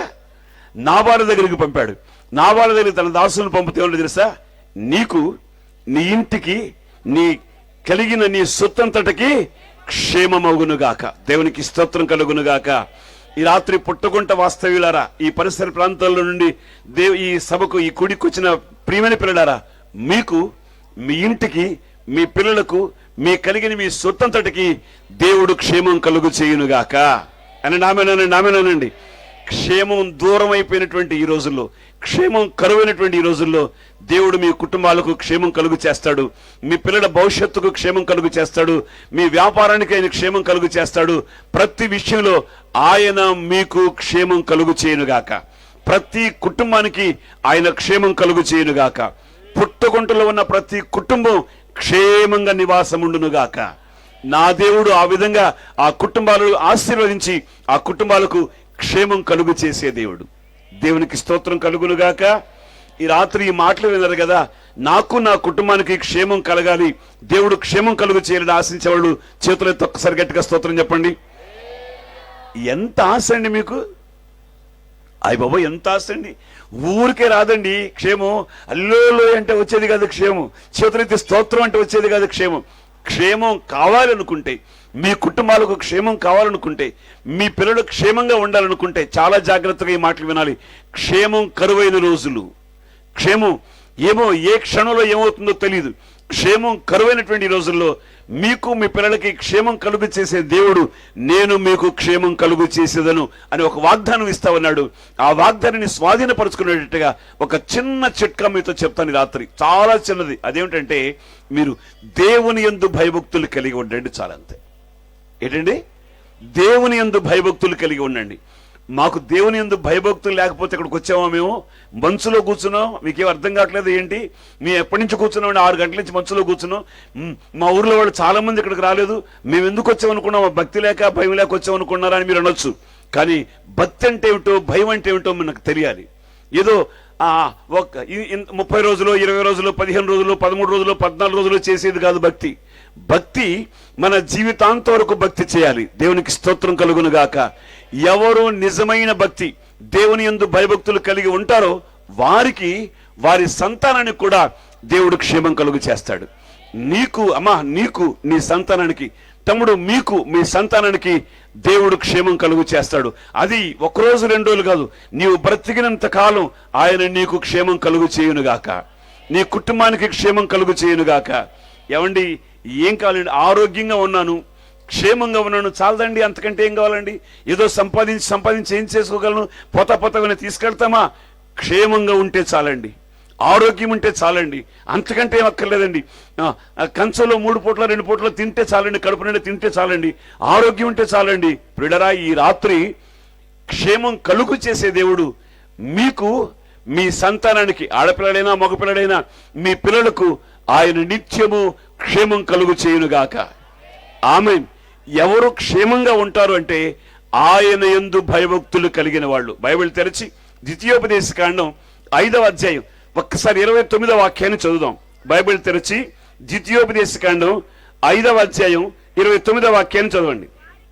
వారికిని, వారి సంతానమునకును నిత్యమును క్షేమం కలుగునట్లు వారు నాయందు భయభక్తులు కలిగి, అంతే చాలండి. భయభక్తులు కలిగి, భయము, భక్తి. దేవుని యందు భయము, భక్తి. అవునండి, చాలా మంది భక్తులు మీ ఊర్లో కూడా ఉండొచ్చు, మా ఊర్లో కూడా ఉన్నారు. మా ఊర్లో కూడా కొంతమంది భక్తులు ఉన్నారు. వాళ్ళు సీజనల్ భక్తి చేస్తారు, కొంతకాలమే భక్తి చేస్తారు. సంవత్సరంలో 10 రోజుల్లో, 15 రోజుల్లో, 20 రోజుల్లో అనుకుంటారు వాళ్ళు. మరి వాళ్ళకి ఆ సీజన్ ఏమో నాకు తెలియదు. మొత్తానికి 15 రోజులు, 20 రోజులు, 30 రోజులు, 50 రోజులు, లేకపోతే 60 రోజులు, సంవత్సరంలో ఒకసారి అట్లా భక్తి చేసి ఆ తర్వాత యథా రాజా తదా ప్రజ, అంతే. కాదండి, అది కాదు భక్తి. భక్తి అంటే దేవుని యందు భయభక్తులు అంటే నేను మీకు ఒక చిన్న విషయం చెప్తాను. భయభక్తులు అంటే ఏమిటో మనకు తెలిస్తే మనం నిజంగా భయభక్తులు, దేవుని మీద భయభక్తులు కలిగి ఉంటాం. భయభక్తులు అంటే ఏమిటంటే, దేవుని యందు భయభక్తులు అంటే ఏమిటంటే బైబిల్ తీసుకుని ప్రార్థనకి వెళ్ళడం కాదు. దేవుని యందు భయభక్తులు కలిగి ఉండడం అంటే ఏమిటంటే చప్పడు కొట్టి పాటలు పాడతాం కాదు. దేవుని యందు భయభక్తులు కలిగి ఉండడం అంటే ఏమిటంటే చెడుతనాన్ని అసహించుకోవడం, అంతే. చెడుతనం, ఇది చెడు అని మనకు తెలిసింది, దాన్ని ఛీ పో అన్నారు, అంతే. చెడుతనం. సామెతల గ్రంథకర్త జ్ఞాని సొలొమోను సామెతల గ్రంథంలో 8వ అధ్యాయం 13వ వాక్యాన్ని చూద్దాం. సామెతల గ్రంథం 8వ అధ్యాయం, ఒక్కసారి బైబిల్ తెరిచి 13వ వాక్యాన్ని చూడండి. యెహోవా యందు భయభక్తులు కలిగి ఉండుట చెడుతనమును అసహించుకోవడం. ఈ రాత్రి ఎంతమంది చెడును ఆకర్షించుకునే వాళ్ళు ఉన్నారు. చెడ్డ మాటలు వినడానికి ఎక్కువ ఆసక్తి చూపుతారు, మంచి మాటలు చెప్తే వినరు. జనం ఈరోజు ఎట్లా ఉన్నారంటే, ప్రజలు చెడ్డ మాటలు శ్రద్ధగా వింటారు కానీ మంచి మాటలు వినే రోజులు కాదు ఇవి. మంచి మాటలు వినరు, మంచి చెప్పినా వినరు. ఎందుకండి, మన పిల్లలు ఉన్నారు, ఎవరి సంగతి ఉందో మన పిల్లల సంగతి ఆలోచిద్దాం. మన పిల్లల్ని అమ్మ చదువుకోవే, అమ్మ చదువుకోరా బాబు చదువుకోరా అన్నాం అనుకోండి, వాళ్ళు ఏమంటారు? మాట్లాడండి, పర్లేదు, మాట్లాడరా మీరు, నువ్వు చదివేలే పెద్ద, నీకు తెలుసులే పెద్ద, ఇప్పుడు దాకా చదువుకొని వచ్చా, ఇంకేం స్కూల్లో. అవునండి, ఏది చదువుకోరా మంచి మార్కులు వస్తాయని చెప్తే మంచిదే చెడుదా? మాట్లాడండి, మంచిదే. అరే ఆడొచ్చాడు కానీ ఆడుతూ ఆడుకుంటాక పో అంటే మాట్లాడరేమండి. పరిగెత్తరండి, వాళ్ళు పరిగెత్తరండి. చెడును ప్రేమించినట్టుగా, చెడుకు ఆకర్షించబడ్డట్టుగా మంచికి ఆకర్షించబడే రోజులు కావివి. ఈ రాత్రి మీ కుటుంబ క్షేమం, మీ పిల్లలు నిత్యము క్షేమంగా ఉండేట్లుగా చెడును అసహించుకోండి. అదే దేవుని యందు భయభక్తులు కలిగి ఉండడం. చెడును అసహించుకోండి. ఇది చెడు అని తెలుసు, దాన్ని అసహించుకోవడమే. మన మధ్యలో ఒక ఆయన ఉన్నాడు, ఆయన పేరు మల్లేశ్వరరావు. మల్లికార్జునరావా? మల్లేశ్వరరావే. మల్లికార్జునరావు ఉంటాడు, నీకు తెలిసినట్టు. మల్లికార్జునరావు మన మధ్యలో ఉన్నాడు. చాలా మంచాడు. సిగరెట్లు తాగడు, బీడీలు తాగడు, చుట్టలు తాగడు, ఏం చేయడు. సంవత్సరానికి ఒకసారి జనవరిలో ఒక పండుగ వస్తుంది, వాళ్ళ పండుగ. అది 3 రోజుల పండుగ. ఉన్నాడు ఇక్కడ మన మధ్యలో ఉన్నాడు, కావాలని నిలబెడతా. ఉన్నాడు, నేను నా సత్యమే చెప్తాను, అబద్ధాలు చెప్పను, సత్యమే చెప్తా. 3 రోజులు వస్తుంది వాళ్ళ పండుగ. ఈ 3 రోజులు ఈ సంవత్సరం సంపాదించిన సంపాదన అంతా తీసుకుపోతాడు, మొత్తం ఆడొస్తాడు. అదేవో ఆట, నాకు తెలియదు ఆ ఆట ఏదో, మొత్తం ఆడొస్తాడు. ఆ తర్వాత ఇంట్లో చెంబులున్నా బిందులున్నా లాక్కెళ్ళి భార్యను తోపు తోసేని లాక్కెళ్ళిపోతాడు. భార్య కూడా ఇక్కడ పెళ్లిగిలుతుంది, తోపు తోసి మొత్తం లాక్కెళ్ళిపోతాడు. మొత్తం లాక్కెళ్ళిపోయి ఆడొస్తాడు. సంవత్సరానికి ఒక్కసారి, మిగతా రోజుల్లో దాన్ని ఊసుకేపోడండి. మందిరానికి రా అని వాళ్ళ ఆవిడ తెగబతున్నాడు. ఇది వస్తానులే, నువ్వు పోమా, వచ్చే వారం వస్తానులేమా, ఆ తర్వాత వస్తానులేమో, ఇంకో వచ్చే వారం వస్తానంటే మహా సంతోషపడిపోయి నా దగ్గరికి వచ్చి, అన్న మా ఆయన వచ్చే వారం మందిరానికి వస్తానంటే, నేను అమ్మ మందిరానికి వచ్చాడంటే రాలేదన్నా, వచ్చే వారం వస్తాను. ఆ తర్వాత వచ్చేవారం మళ్ళీ అడిగాను, అమ్మ వచ్చాడు మీ ఆయన అంటే, ఈ రోజు రాలేదన్నా వచ్చే వారం వస్తాడంట. ఎప్పటికప్పుడే వచ్చే వారం వాయిదాలు వేస్తూ ఉండేవాడు. మొత్తానికి ఏం చెప్పిందో, కాళ్ళు పట్టుకుందో, ఏళ్ళు పట్టుకుందో, గడ్డం పట్టుకుందో, జుట్టు పట్టుకుందో నాకు తెలియదు కానీ మొత్తానికి ఒక వారం తీసుకొచ్చింది, మందిరానికి తీసుకొచ్చింది. దేవుని వాక్యాన్ని విన్నాడు. ఆ తర్వాత క్రమంగా మందిరానికి రావడానికి మొదలుపెట్టాడు. మంచి మాటలు వింటున్నాడు, దేవుని మాటలు. దేవుని మాటలు మీ బతుకులు బాగు చేస్తాయి. ఈ పరిశుద్ధ గ్రంథంలో వ్రాయబడిన ప్రతి మాట మన జీవితాలకు వెలుగుబాట. దేవునికి స్తోత్రం కలుగును గాక. బ్రతుకుల్ని బాగు చేసే మాట ఈ మాట. దేవునికి స్తోత్రం కలుగును గాక. చెడు మీద అసహ్యతను కలుగు చేసే మాటలు పరిశుద్ధ గ్రంథంలో ఉన్నాయి. చెడును అసహించుకునేటట్లుగా మన బ్రతుకులను మార్చగలిగినటువంటి శక్తి కలిగిన మాటలు పరిశుద్ధ గ్రంథంలో వ్రాయబడ్డాయి. కనుక పరిశుద్ధ గ్రంథాన్ని చదవండి, జీవంగల మాటలు వినండి, బతుకులు బాగుపడిపోతాయి, కుటుంబాలు బాగుపడతాయి, మీ కుటుంబాలకు క్షేమం కలుగుతుంది, మీ బతుకులకు క్షేమం కలుగుతుంది, మీ పిల్లలు క్షేమంగా ఉంటారు. Praise the Lord, praise the Lord. నెమ్మదిగా మందిరానికి రావడం ప్రారంభించాడు. సంవత్సరం తిరిగి వచ్చింది, జనవరి నెల రానే వచ్చింది. ఈవే గుండె డీమ్ డీమ్ డీమ్ అంటుంది. సంవత్సరం మొత్తం ఎక్కడ పేకట గీకట జోదం గీదం ఏమాట. ఆ 3 రోజులు మాత్రం మహారాజును పట్టుకునే పగ్గలేవు. ఆ మొదటి రోజు వచ్చింది, అదేదో మొదటి రోజు పండగ. వెళ్తాడేమో ఏమో చెప్పలేము. మరి ఆడ మనిషి కదా, ఏం చేయగలదు, భార్య భర్తను ఏం చేయగలదు, ఏం చేస్తాడో అనుకుంటే తిన్నగొచ్చి నేను ఈరోజు మనకు 1/4 కిలో ఎటమాసం తీసుకొస్తాను, శుభ్రంగా వండిపెట్టు, శుభ్రంగా తిని పడుకుంటాను అన్నాడంట. 2వ రోజు కూడా అంతే, 3వ రోజు కూడా అంతే. శుభ్రంగా ఆ రోజు నుంచి ఈ రోజు వరకు దాని మొహం చోట్ల. ఆ తర్వాత వాళ్ళు ఇంటి స్థలం కొనుక్కున్నారు, చక్కగా ఇల్లు కట్టుకున్నారు. ఆ ఇంటి మీద కావాలంటే చూడండి, మీకు చూపెడతాను, నా పేరే ఉంటుంది, నా నంబరే ఉంటుంది, ఫోన్ నెంబర్ మరి నా ఇల్లులాగా నా నంబరే ఉంటుంది. మా పాష్ గారు కృపాదానం గారు ఆయన ఫోన్ నెంబరు ఈ నెంబరు గోడ మీద వేసి ఉంటుంది. అవునండి భార్య భర్తలు ఇద్దరు క్షుణ్ణంగా మందిరానికి వస్తున్నారు. సొంత షాపు, ఆయన బార్బర్ షాప్ సొంత షాప్ పెట్టుకున్నాడు. ఒకప్పుడు ఎవరి షాప్లోనూ పనిచేసేవాడు. ఈరోజు సజీవ సాక్షిగా ఆ కుటుంబం క్షేమంగా ఉన్నారు. చేతులెత్తి స్తోత్రం చెల్లిద్దామండి. నేను ప్రకటించే దేవుడు ఎవరంటే మీకు క్షేమం కలుగు చేసే దేవుడు, మీ కుటుంబాలకు క్షేమం కలుగు చేసే దేవుడు, మీ బ్రతుకుల్ని బాగు చేసే దేవుడు. చెడును అసహించుకోండి, దేవుని యందు భయభక్తులు కలిగి ఉండండి. మీ కుటుంబాలుగా ఆశీర్వదించబడతాయి. మీకు కలిగిన సమస్తము ఆశీర్వదించబడుతుంది. దేవుడు ఈ సంవత్సరం ఒక వాగ్దానం చేశాడు. అక్కడ ఒక వాగ్దానం ఉంది, 2 అంతలుగా ఈ సంవత్సరం మీకు మేలు కలుగు చేస్తాడు. దేవునికి మహిమ కలుగునుగాక. హల్లెలూయా, హల్లెలూయా. చెడుతనాన్ని అసహించుకోండి, చెడును ప్రేమించొద్దు, చెడు వైపు మీ మనసు పెట్టొద్దు, చెడ్డదానిని మీరు అసహించుకోండి. దేవుడు మీకు మీ సంతానానికి నిత్యము క్షేమం కలుగు చేస్తాడు. ఆయన క్షేమం కలుగు చేసే దేవుడు, ఆరోగ్యం కలుగు చేసే దేవుడు, ఆయుష్ కలుగు చేసే దేవుడు, జీవనానికి ఆధారం కలుగు చేసే దేవుడు, ఆ కుటుంబానికి జీవనానికి ఆధారం కలుగు చేసే దేవుడు. ఆ కుటుంబమే కాదు, ఇలా మీకు చెప్పాలంటే చాలా కుటుంబాలు ఈరోజు అన్యుల నుంచి వచ్చిన హైందవ సహోదర సహోదరులు ఎన్నో వాళ్ళ కుటుంబాలు ఆశీర్వదించబడ్డాయి. ఆ కుటుంబాలు క్షేమంగా ఉన్నారు. అంతకుముందు ఆ కుటుంబంలో గొడవలు ఉండే, ఆ కుటుంబంలో కిచ్చులాట్లుండే. ఈరోజు కుటుంబ వ్యవస్థ క్షేమంగా ఉండాలంటే దేవుని వాక్యాన్ని వినండి, చెడును అసహించుకోండి. దేవుడు మీకు మీ కుటుంబాలకు క్షేమం కలుగు చేస్తాడు. ఆమేన్, ఆమేన్. ఒకరోజు భార్య భర్తలు ఇద్దరు నా దగ్గరకు వచ్చారు. కుటుంబ వ్యవస్థ, భార్య భర్తలు ఇద్దరు నా దగ్గరకు వచ్చారు. వాళ్ళు బాగా చదువుకున్న వాళ్ళు. ఆయన ప్రొబేషన్ డిపార్ట్మెంట్లో సూపరింటెండెంట్, ప్రొహిబిషన్ డిపార్ట్మెంట్లో సూపరింటెండెంట్. భార్య కూడా బాగా చదువుకుంది, ఆమె కూడా ఎంఏ చదువుకుంది. ఇద్దరు వచ్చారు. ఇద్దరు వచ్చి ప్రార్థన చేయించుకున్నారు. ప్రార్థన ఎందుకో నేను ఊరికే ఉండలేక, అమ్మా మీ కుటుంబ వ్యవస్థ ఇంత బాగుండడానికి కారణం ఏమిటన్నా? ఏం లేదన్నా, మేము సమాధానంగా ఉంటాం, అంతే. మీకు ఎప్పుడు ఒకరి మీద ఒకరు కోపం రాలేదంటే, ఎందుకు రాదన్నా, మేము కూడా మనుషులే కదా, ఆయన మీద నాకు కోపం వస్తుంది, నా మీద ఆయనకు కూడా కోపం వస్తుంది, ఇద్దరికి వస్తే కోపాలు వస్తాయి. నేను మరి కోపం వస్తే గొడవలు రాకుండా, ఎందుకంటే కోపం వస్తుంది కానీ మాకు గొడవలు రావన్నా, అంతే.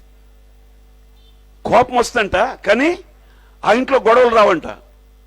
వాళ్ళు క్షేమంగా ఉండడానికి కారణం ఏమిటి అని అడిగితే, మా కోపం వస్తుందన్న, నాకు కూడా కోపం వస్తుందన్న, ఆయన కూడా కోపం వస్తుంది, కోపం వస్తుంది కానీ మా ఇద్దరి మధ్యలో కలహం, కనుకనే మేము క్షేమంగా ఉన్నాం. ఎట్లా మీ కోపం వస్తే ఎట్లా క్షేమంగా ఉంటున్నారమ్మా, ఎట్లా గొడవ లేకుండా ఉండండి? ఆయన అడిగా, తమ్ముడు నీ భార్య మీద నీ కోపం వస్తుందంటున్నావు కదా, అప్పుడు ఏం చేస్తాను? ఏం చేయనన్నా, కాముగా నాకు కోపం వచ్చినప్పుడు, ఆమె నా మీద కోపడినప్పుడు నెమ్మదిగా నేను బయటకు వెళ్ళిపోతా. ఎక్కడికి? బజార్కి వెళ్ళిపోతా. ఆమెకి జిలేబీ అంటే ఇష్టం. ఎక్కువ కోపం వచ్చింది అనుకోండి 1/4 కిలో జిలేబీ తెస్తా. తక్కువ కోపం వచ్చింది అనుకోండి 100 గ్రాముల జిలేబీ తెస్తా. ఇంటికి జిలేబీ తీసుకొస్తా, జిలేబీ చూస్తుందామే, ఇక అసలు ఏంటి మర్చిపోద్దన్నా, శుభ్రంగా తినమండి, మామూలుగా మండి. అమ్మ నీకు కోపం వస్తే ఏం చేస్తావు నువ్వు అన్న. ఆయన మీద నీకు కోపం వస్తే కోపడతాడు కదా, ఏం చేస్తావంటే, ఏముందన్నా తిన్నగా వంటింట్లోకి వెళ్ళిపోతాను, ఆయనకి వేడివేడిగా కాఫీ తీసుకొచ్చేస్తా, అయిపోద్ది కోపం. ప్రియులరా, కుటుంబ వ్యవస్థ క్షేమంగా ఉండాలి, మీ పిల్లలు క్షేమంగా ఉండాలి, ఒకరినొకరు క్షేమంగా ఉండాలంటే చెడు అనేదానికి దూరంగా ఉండండి. అది చెడు, కోపం చెడు. కోపం, నీకొచ్చే కోపం, అమ్మా నీకొచ్చే కోపం, తమ్ముడు నీకొచ్చే కోపం కుటుంబంలో చిచ్చు పెట్టేది, కుటుంబం ఐక్యత లేకుండా చేసేది, కుటుంబానికి క్షేమం లేకుండా చేసేది. అందుకని చెడును అసహించుకోండి, భయభక్తులు కలిగి ఉండండి. మీకు మీ సంతానానికి నిత్యము దేవుడు క్షేమం కలుగు చేస్తాడు. ఆమేన్. ఈ రాత్రి ఈ మాటలు వింటున్నటువంటి మీరు, మీ కుటుంబాలు దేవుడు క్షేమం కలుగు చేయనుగాక, క్షేమంగా ఉండునుగాక. ఆమేన్. ఇంకొక చిన్న విషయాన్ని కూడా మీతో చెప్పి చాలా క్లుప్తంగా ముగిస్తాను. ఇంకొక మాట కూడా మీతో చెప్తాను. చదవండి, ఇర్మియా గ్రంథంలో ఇది కొంచెం ఇబ్బందికరమైనటువంటి విషయం. ఇర్మియా గ్రంథం 29వ అధ్యాయం 7వ వాక్యాన్ని చదువుదాం. పరిశుద్ధ గ్రంథం తెరిచి ఇర్మియా గ్రంథం 29వ అధ్యాయం 7వ వాక్యాన్ని చదువుదామండి. నేను మిమ్మును చెరగా కొనిపోయిన పట్టణం యొక్క క్షేమాన్ని కోరి దాని కొరకు యెహోవాను ప్రార్థన చేయండి. దాని క్షేమం మీ క్షేమమునకు కారణం. నేను మిమ్మును చెరగొనిపోయిన పట్టణం యొక్క క్షేమము కోరి దాని కొరకు యెహోవాను ప్రార్థన చేయుడి. దాని క్షేమం మీ క్షేమమునకు కారణం. దేవునికి స్తోత్రం కలుగునుగాక. ఎంతమందికి అర్థమైందో లేదో నాకు తెలియదు. ఈ మాట నేను చదివాను, మీరు చదివారు, కానీ మీలో ఎంతమందికి ఈ మాటలు అర్థమయ్యో నాకు తెలియదు. కానీ విపులంగా వివరణ చెప్తాను, వివరించి మీతో చెప్తాను. ఎవరు క్షేమంగా ఉంటారంటే ఎవరైతే నిన్ను తిడతారో, ఎవరైతే నీ మొహం మీద నిన్ను చూసి ఉమ్మేస్తారో, చి చ అంటారో, వాళ్ళ క్షేమం కొరకు నువ్వు ప్రార్థన చేయాలట, వాళ్ళ క్షేమాన్ని కోరుకోవాలట. ఇక్కడున్న అంత ఇంచుమించుగా భక్తులే, మీరంతా భక్తులే, మేము కూడా భక్తుడే అనుకోండి, అంత భక్తులే. ఎవరైనా నన్ను నా కళ్ళ ముందు తిట్టి చి నీది కూడా ఒక బతికేనంటరా అన్నానని చిచి ఫు అని ఊసి నా మొహం మీద అట్లా ఊసారను, కింద ఊసారనుకోండి, ప్రభువా నా మొహం మీద ఊసాడయ్యా, నన్ను తిట్టాడయ్యా, ప్రభువా దీవించయ్యా అంటాను నేను. మాట్లాడరేవండి మీరు, అట్లా అవాక్కైపోయారండి. భక్తులు కదా మీరంతా, అంటారా? పోనీ నేనంటానా? పొరపాటును కూడా అన్నండి. నా మొహం మీద తిట్టి చిచి నీ బతుకేం బతుకురా పాడు బతుకు అట్లా నన్ను దూషిస్తే, నన్ను నిందిస్తే, నా మీద చెడ్డ మాటలు చెప్తే, అయ్యా నా మీద చెడ్డ మాటలు చెప్పాడయ్యా, నన్ను తిట్టాడయ్యా, నన్ను దూషించాడయ్యా, దేవా ఆ కుటుంబానికి క్షేమం కలుగు చేయనైనా, ఆ వ్యక్తికి క్షేమం కలుగు చేయనైనా, ఆ వ్యక్తిని దీవించయ్యా అని నేను ప్రార్థన చేయగలనా, కోరుకోగలనండి? తలకాయలు అడ్డంగా ఊపుతున్నారు. మంతా భక్తులు వీళ్ళంతా. ఎందుకుంటుందండి క్షేమం? క్షేమంగా ఉండాలనుకుంటే ఎవరైతే నిన్ను హింసించారో, ఎవరైతే నిన్ను నిందించారో, ఎవరైతే నిన్ను దూషించారో వారిని చేతులెత్తి నీవు దీవించగలిగితే నీకు క్షేమం, నీ కుటుంబానికి క్షేమం. మత్తయి సువార్త 5వ అధ్యాయంలో యేసు ప్రభు కొండ మీద చేసిన ప్రసంగం అది. నా నామము నిమిత్తం మిమ్మల్ని హింసించిన, దూషించిన, మీ మీద అబద్ధంగా చెడ్డ మాటలు చెప్పినా మీరు ధన్యులు, సంతోషించి ఆనందించండి, పరలోకంలో మీ ఫలం అధికమవుతుంది. దేవునికి స్తోత్రం కలుగునుగాక. హల్లెలూయా, హల్లెలూయా.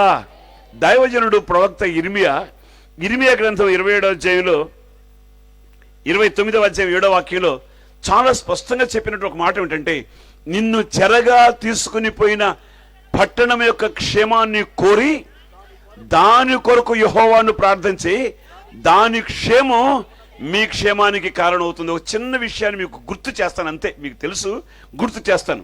పరిశుద్ధ గ్రంథంలో యోసేపు మనకు తెలుసు. యోసేపును ఇప్పుడు చెప్పాను, అంతకుముందు చెప్పాను. యోసేపును అన్నలు గోతులు పడేశారు, గోతుల నుంచి బయట తీసి ఇష్మాయేలుడికి అమ్మేశారు. ఇష్మాయేలుడు సంతలో పశువుని అమ్మినట్టుగా ఐగుప్తులకు అమ్మేశారు. ఐగుప్తుల్లో పొతిఫెర అనేవాడు కొనుక్కున్నాడు. అతడు రాజా దేహరక్షక సంరక్షకుడు, రాజదేహ సంరక్షకుడు. అవును, రాజు కొలువులో, అదంతా ఎందుకులే, చాలా బాగా అయిపోయింది. రాజుగారి కొలువులో ఉద్యోగి. ఆ రాజా అదేలేండి, నీకు అదంతా ఎందుకులేండి, రాజు కొలువులో ఉద్యోగి. అతడు కొనుక్కున్నాడు, యోసేపును కొనుక్కున్నాడు. ఈ కొనుక్కున్నవాడు ఏం చేస్తాడు? అన్ని పనులు చెప్తాడు. యోసేపుకి అన్ని పనులు చెబుతున్నాడు. యోసేపు క్షుణ్ణంగా పనులు చేస్తున్నాడు.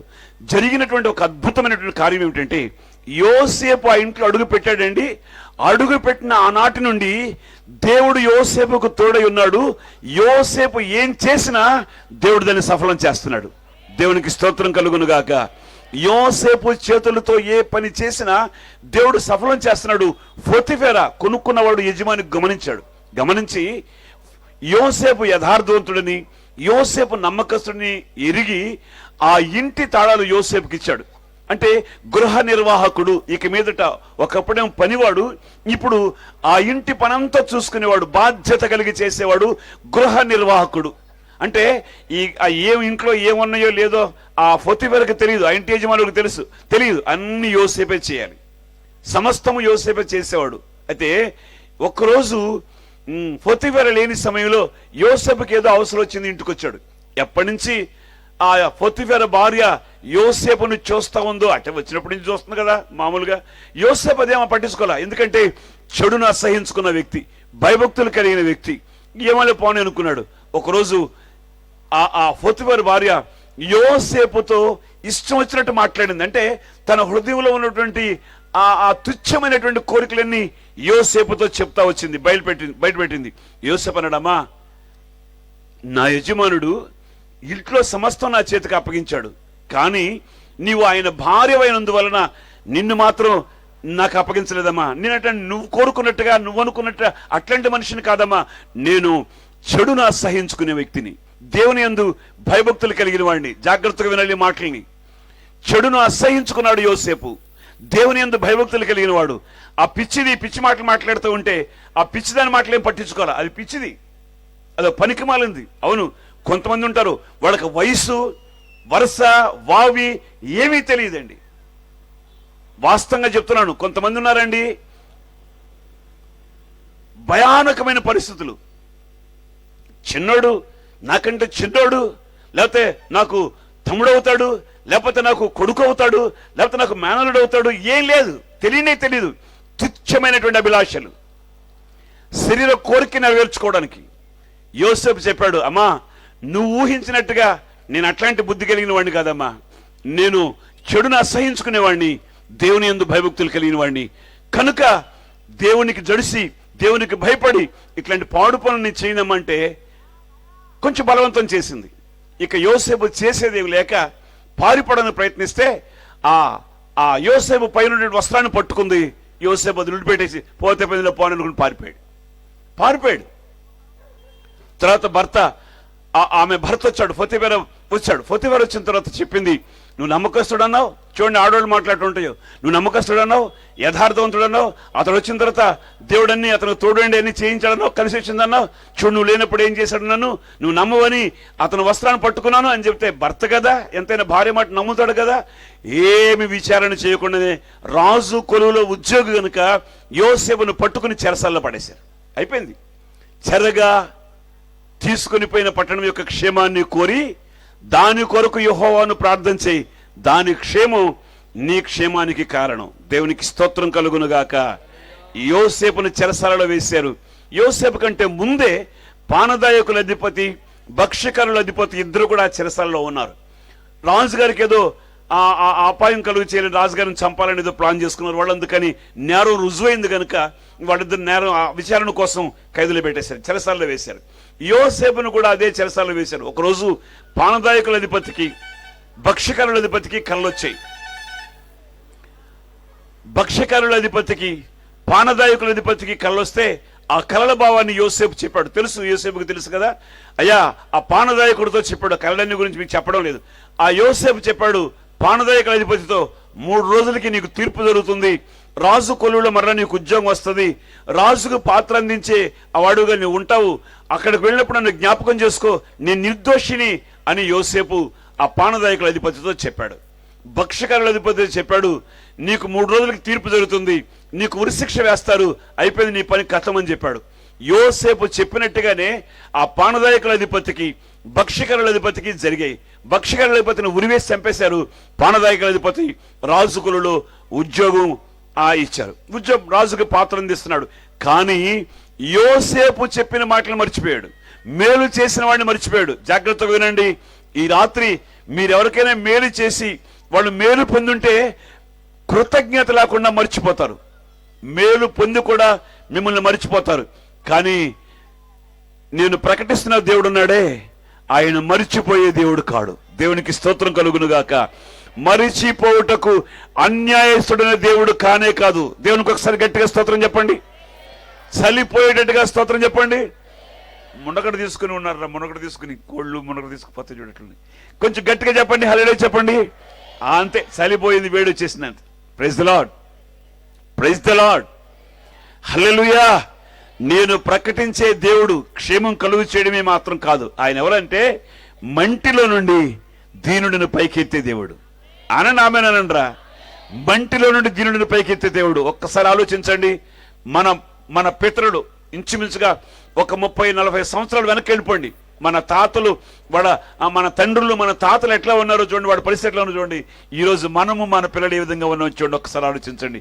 ఎంత మంచి దేవుడు అంటే ఆయన నిన్ను, నీ పిల్లల్ని ఉన్నత శిఖరాలు ఎక్కించాలని కోరుకునే దేవుడు. నీ కుటుంబానికి క్షేమం కలుగు చేయాలని కోరుకునే దేవుడు. నేను ప్రకటించి నేను ఆరాధించే దేవుడు. దేవునికి స్తోత్రం కలుగును గాక. ఇంత గొప్ప దేవుడు ఏ గొప్ప జనానికి లేడు, మనకు మాత్రమే ఈ గొప్ప దేవుడు ఉన్నాడు. అందుకు దేవునికి స్తోత్రం చెల్లిద్దాం. హల్లెలూయా, హల్లెలూయా. అవునండి, అవునండి. ఆయన పెంట కుప్పల మీద నుండి దీనులను పైకి లేపి అధికారుల మధ్యలో కూర్చోబెడతాడు ఆయన. దేవునికి స్తోత్రం కలుగును గాక. చెప్పండి గట్టిగా, హల్లెలూయా, హల్లెలూయా, హల్లెలూయా. అవునండి, అవునండి, అవునండి. మన దేవుడు మనకు మన కుటుంబాలకు క్షేమం కలుగు చేసే దేవుడు, మన బిడ్డల్ని దీవించే దేవుడు, మనల్ని ఆశీర్వదించే దేవుడు. అవును, 40 సంవత్సరాలు అవతలకు పెడితే, లేకపోతే ఒక 50 సంవత్సరాలు అవతలకు పెడితే మన పితరులు, మన తండ్రులు, మన తాతలు ఎట్లా ఉన్నారు, మనం ఎట్లా ఉన్నాం, మన పరిస్థితి ఎట్లా ఉంది, మన పిల్లలు ఎట్లా ఉన్నారు, మనకు అర్థమవుతుంది ఆయన ఎంత మంచి దేవుడు, ఎంత మన కుటుంబానికి ఎంత దీవెనకరంగా ఉన్నాడో. ఒక్కసారి కృతజ్ఞత కలిగి ఆలోచించాలి. దేవునికి స్తోత్రం కలుగునుగాక. హల్లెలూయా. యోసేపును పానదాయకుల అధిపతి ఉద్యోగం వచ్చింది కానీ యోసేపును మర్చిపోయాడు. కానీ దేవుడు మర్చిపోలేదు. దేవుడు మర్చిపోలేదు. ఐగుప్తు దేశాన్ని పరిపాలించే ఫరో చక్రవర్తికి కలలు పెట్టాడు. 2 కలలు వచ్చాయి. ఒక కలేము బాగా బలిసిన ఆవులు జమ్ము మేస్తా ఉన్నాయి, ఏట్లో జమ్ము మేస్తా ఉన్నాయి. 7 బాగా బలంగా ఉన్నాయి ఆవులు జమ్ము మేస్తా ఉన్నాయి. ఇటువైపు 7 చిక్కిపోయిన బలహీనమైనటువంటి ఆవులు వచ్చాయి. ఈ బలహీనమైన ఆవులు ఈ బలమైనటువంటి ఆవులను మింగేసాయి, తినిపడేసాయి, కారపోసిన వాళ్ళని నవ్వులేసాయి. ఆ కళ చూశాడు, తుళ్ళిపడి లేచాడు. ఏంట్రా ఈ కళ అనుకున్నాడు. మళ్ళా నిద్రపట్టింది, మళ్ళా పడుకున్నాడు. ఆ తర్వాత 2వ కళ వచ్చింది. ఇటువైపు బలమైనటువంటి ఒక దాంట్లో నుంచి బలమైన వెన్నులు 7 వచ్చాయి, బాగా బలంగా ఉన్నాయి. ఇటువైపు తూర్పు గాలి చేత బలహీనమైనటువంటి వెన్నులు 7 వచ్చాయి. ఈ బలహీనమైనటువంటి ఎన్నులు ఒక దాంట్లో నుంచే వెన్నులు ఈ బలమైనటువంటి వెన్నుల్ని, అంటే మనం అట్లా ఏమంటాం, ఆ కంకుల్ని మింగేశాయి.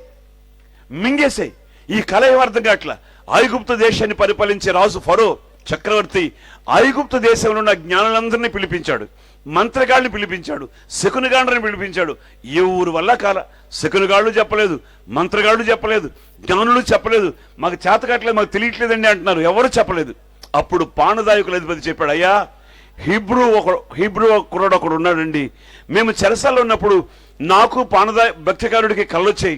ఆ కళను అతనితో చెప్పాం, కళ భావం చెప్పాడు, అతడు చెప్పినట్టే జరిగాయండి మాకు. ఇప్పుడు మీ కళ భావం అతను చెప్పగలడండి,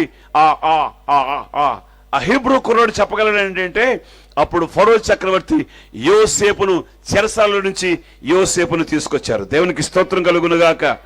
హల్లెలూయా, హల్లెలూయా. యోసేపు ఫరో ఎదుట నిలబడ్డాడు. చెరసాలలో నుంచి ఫరో ఎదుట నిలబడ్డాడు. యోసేపుకి చెప్పాడు ఫరో, ఇది నాకు ఎట్లాంటి కళ్ళు వచ్చినాయ్యా. మా దేశంలో ఉన్న జ్ఞానులు పిలిపించాను, వాళ్ళ వల్ల కాలేదు. మంత్రగాళ్ళని పిలిపించాను, వాళ్ళ వల్ల కాలేదు. శకునగాళ్ళని పిలిపించాను, వాళ్ళ వల్ల కాలేదు. నీ వల్ల ఏమైనా చెప్పు అంటే యోసేపు అన్నాడు, అది నా వల్ల కాదండి, అది నా వల్ల కాదండి. దేవుడు చెప్తేనే గాని నేను చెప్పనండి. అయ్యా ఒక్క మాత్రం వాస్తవం, ఇది చక్రవర్తి ఫరో చక్రవర్తి నీకు, నీ పట్టణానికి, నీ దేశానికి, నీ రాజ్యానికి క్షేమం కలిగేటట్టుగా దేవుడు నీకు అనుగ్రహించిన కళ. దేవునికి స్తోత్రం కలుగునుగాక. యోసేపు ఏమనుకోవాలంటే, వాస్తవంగా ఏమనుకోవాలంటే, నేనే తప్పు చేయలేదు, ఏ తప్పు చేయకుండా తీసుకెళ్లి చెరసాల్లో పడేశాడు. రాజైనా కనీసం ఏమయ్యా ఎందుకు ఏం చేశావు ఏంటని అడిగాడా? అడగలా. ఏమి న్యాయ విమర్శ లేదు, న్యాయ తీర్పే లేదు. తీర్పు లేకుండా నన్ను చెరసాల్లో పెట్టేశాడే. నేను ఈ దేశం యొక్క క్షేమాన్ని, ఆ కలభావం యోసేపుకు తెలుసు. ఎందుకు నేను ఈ కలభావం చెప్పాలి? ఈ పట్టణం క్షేమం ఎందుకు కోరుకోవాలి? ఈ రాజు క్షేమం ఎందుకు కోరుకోవాలి? ఈ సింహాసనం, రాజు సింహాసనం ఎందుకు నేను కోరుకోవాలి? క్షేమం ఎందుకు కోరుకోవాలి అనుకోలా. తనను చెరగా తీసుకుని పోయిన పట్టణం యొక్క క్షేమాన్ని, ఆ దేశం యొక్క క్షేమాన్ని, ఆ రాజు క్షేమాన్ని విచారణ చేయకుండానే చెరసాలలో వేసినటువంటి రాజు క్షేమాన్ని కోరుకున్నాడు. ఆ దేశ ప్రజల క్షేమాన్ని కోరుకున్నాడు.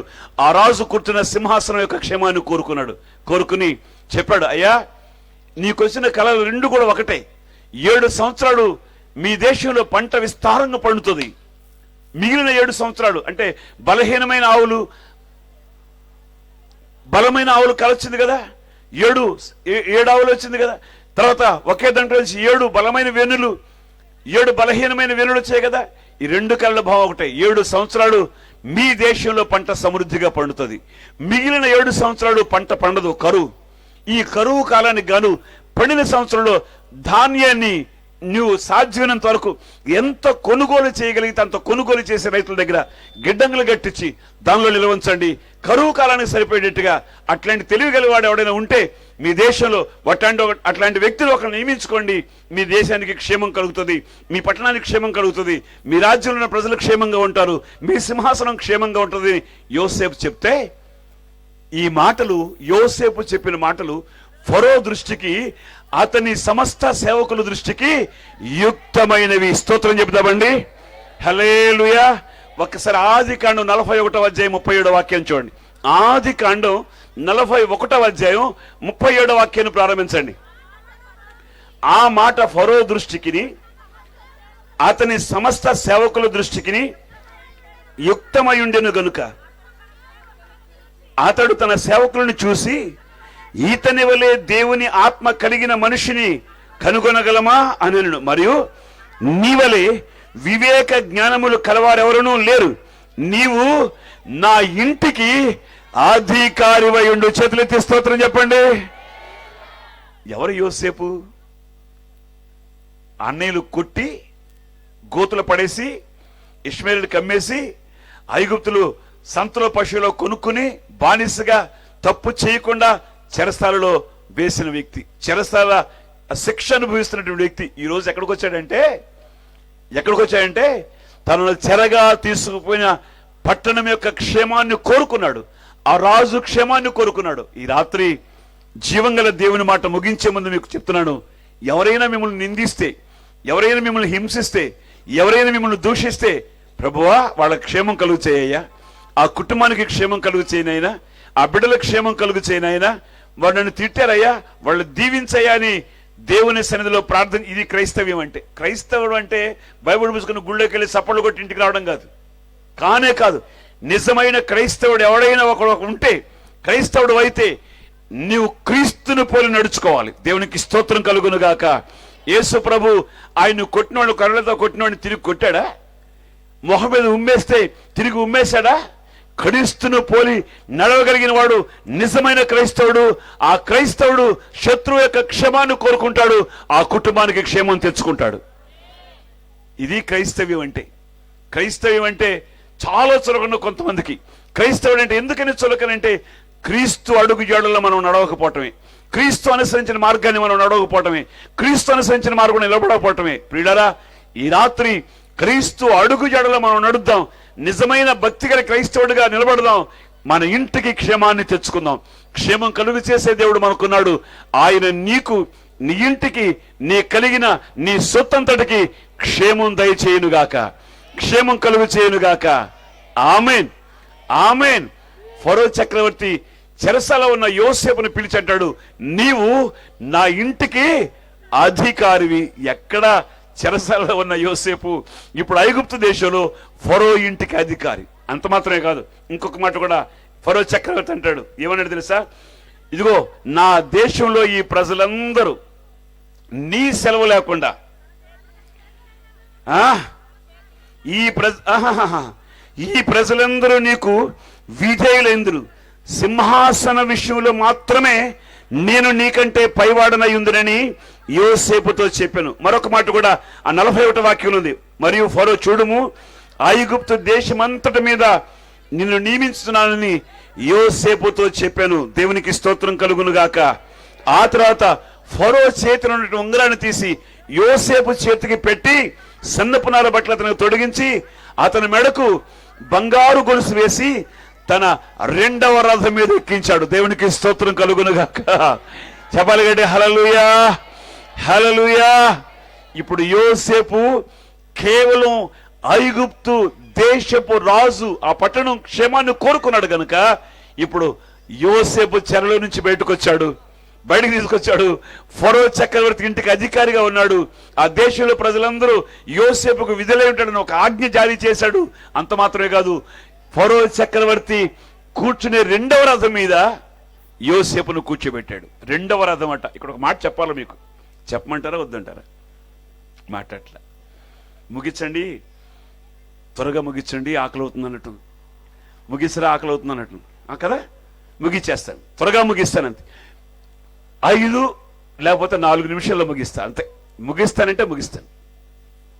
రెండవ రథం, ఫరో రెండవ రథం. ఇప్పుడు మనం ఇంట్లో ఉన్నప్పుడు మామూలుగా సాదా సీదా బట్టలు వేసుకుంటాం, అంతేనా? మాట్లాడరేమండి మీరు? ఇంట్లో ఉన్నప్పుడు పట్టు చీర కట్టుకుంటారా? అది కూడా తెలియలేదు మీకు. ఇంట్లో ఉన్నప్పుడు తెల్లచీర కట్టుకుంటావా? మనం గుడికొచ్చినప్పుడు ఏదో భక్తురాలాగా తెల్లచీర కట్టుకుని, అంత భక్తులు, చాలా భక్తులండి. అసలు నోట్ల నుంచి మాట బయటకు రాదండి. ఎవరైనా తిట్టిన వాళ్ళని తిట్టరండి, బింది తీసుకుని పొడుతారు. కానీ అవునండి, మనం ఇంట్లో ఉన్నప్పుడు సాదా సీదా బట్టలు వేసుకుంటాం. ఎక్కడైనా పెళ్లికి వెళ్ళినప్పుడు, ఏదైనా ఊరు వెళ్ళినప్పుడు ఏమండి మంచి బట్టలు, పెట్టిలో ఉన్న బట్టలు తీస్తాం కదా, అవునా? అప్పుడప్పుడు ఆ బట్టలు ఉపయోగిస్తాం. ఏ బట్టలు? దాచుకున్న బట్టలు, దాపుడు బట్టలు ఉంటాయి. రోజువారు వేసుకునే బట్టలు మనకు ఉంటాయి. దాపుడు బట్టలు వేసుకున్న పెళ్లికి వెళ్ళినప్పుడు మంచి బట్టలు 10 మందిలోకి వెళ్తాం. ఏమని అనుకుంటారు? మన బట్టలు చూసి ఏం అసహించుకుంటారు, ఏంటి మురికోడు వచ్చాడు అనుకుంటారు. అందుకని మంచి మంచి బట్టలు వేసుకెళ్తాం. ఫరో కూడా ఆయా సమయాల్లో ఆ దేశాన్ని వేగి చూడటానికి ఒక రథం పెట్టుకున్నాడు. ఆ రథం మీద యోసేపును కూర్చోబెట్టాడు. దేవునికి స్తోత్రం కలుగునుగాక. హల్లెలూయా, హల్లెలూయా, హల్లెలూయా. ఆ తర్వాత ఏమిటి తెలుసా? ఐగుప్తు దేశంలో ఉన్న ప్రజలందరినీ పిలిచి యోసేపుని అక్కడ నిలబెట్టి, మీరంతా యోసేపుకు వందనం చేయండి. ఏమన్నాడండి?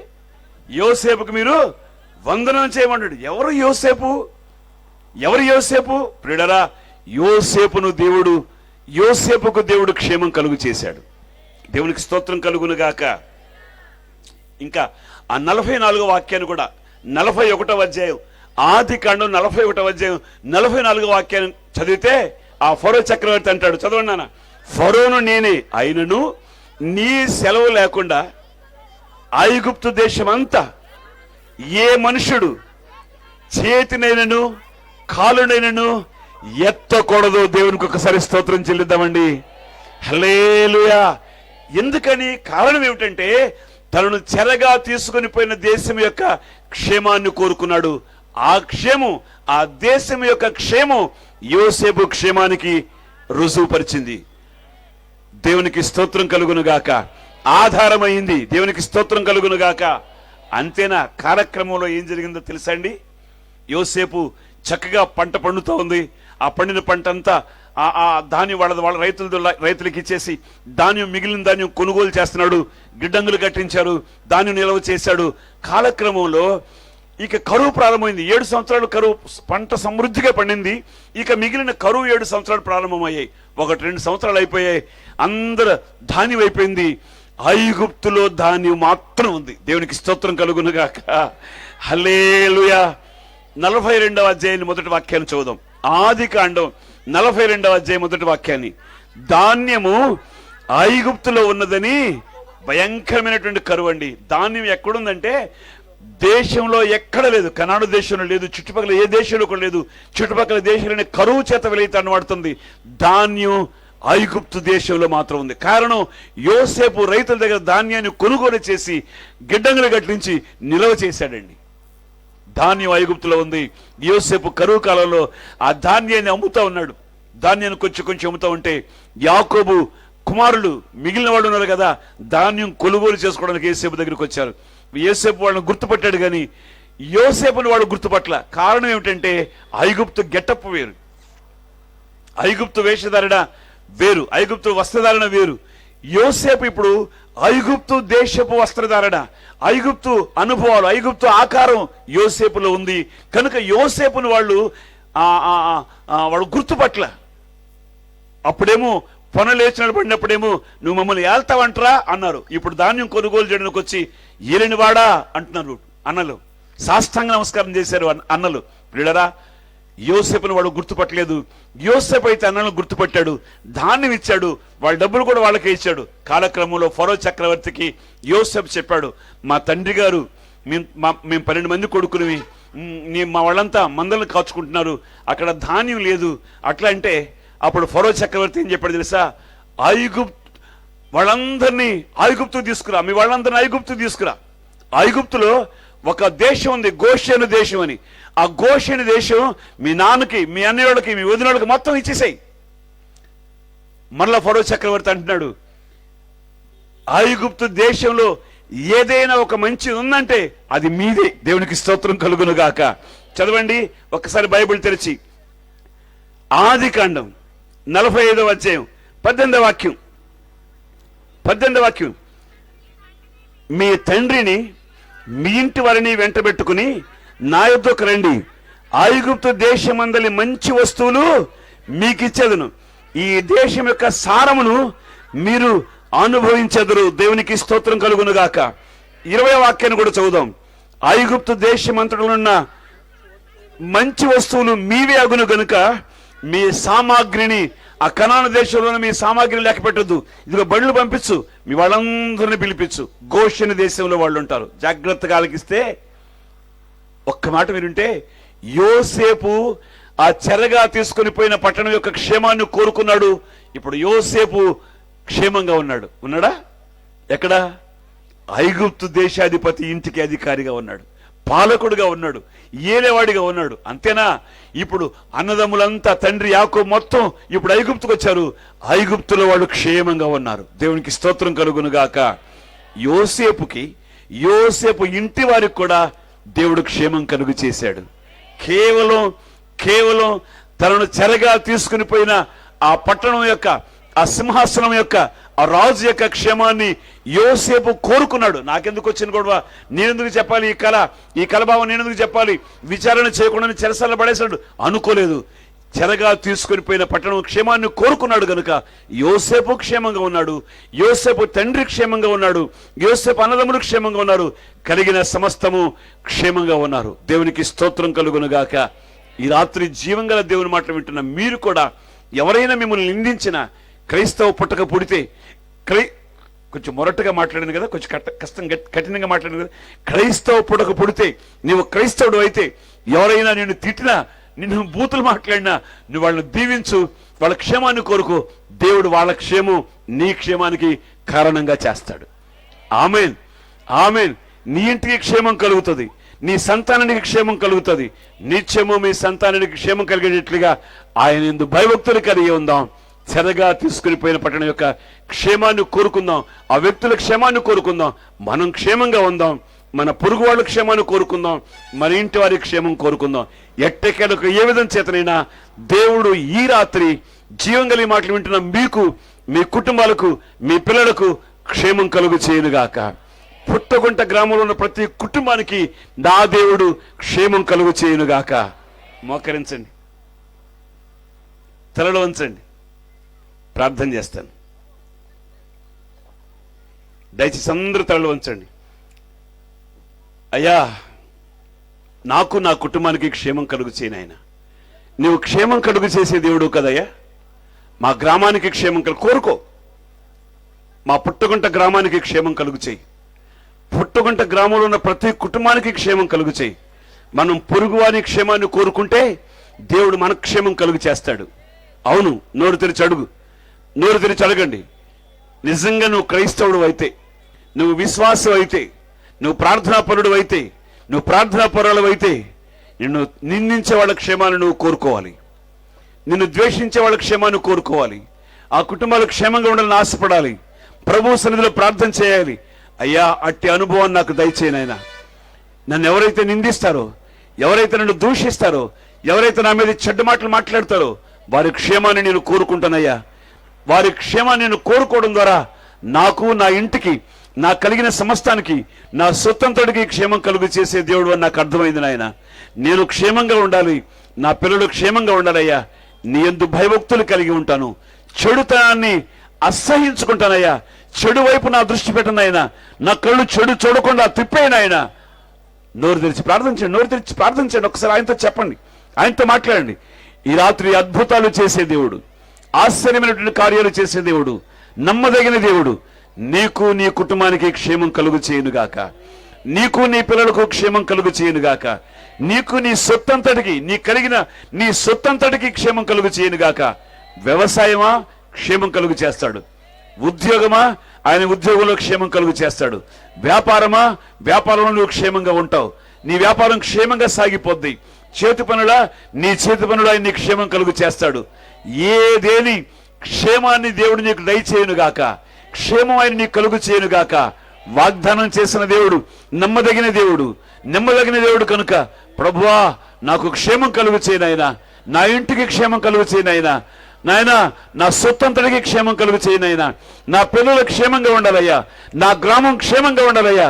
నోరు తెరిచి ఆయన అడుగు, నోరారా ప్రార్థన చేయి. ప్రభు నీకు నీ కుటుంబానికి, నీకు నీ సొత్తంతటికి, నీకు నీ పిల్లలకు, నీకు నీ గ్రామంలో ఉన్న ప్రతి వ్యక్తికి క్షేమం కలుగు చేస్తాడు. ఆయన క్షేమాన్ని కలుగు చేసే దేవుడు. జీవాధిపతి అయిన తండ్రి మీకు స్తోత్రమయ్యా. ఈ రాత్రి దేవా, జీవం గల మీ మాటలు వినడానికి వచ్చిన మీ బిడ్డల కుటుంబాలకు క్షేమం కలుగు చేయండి.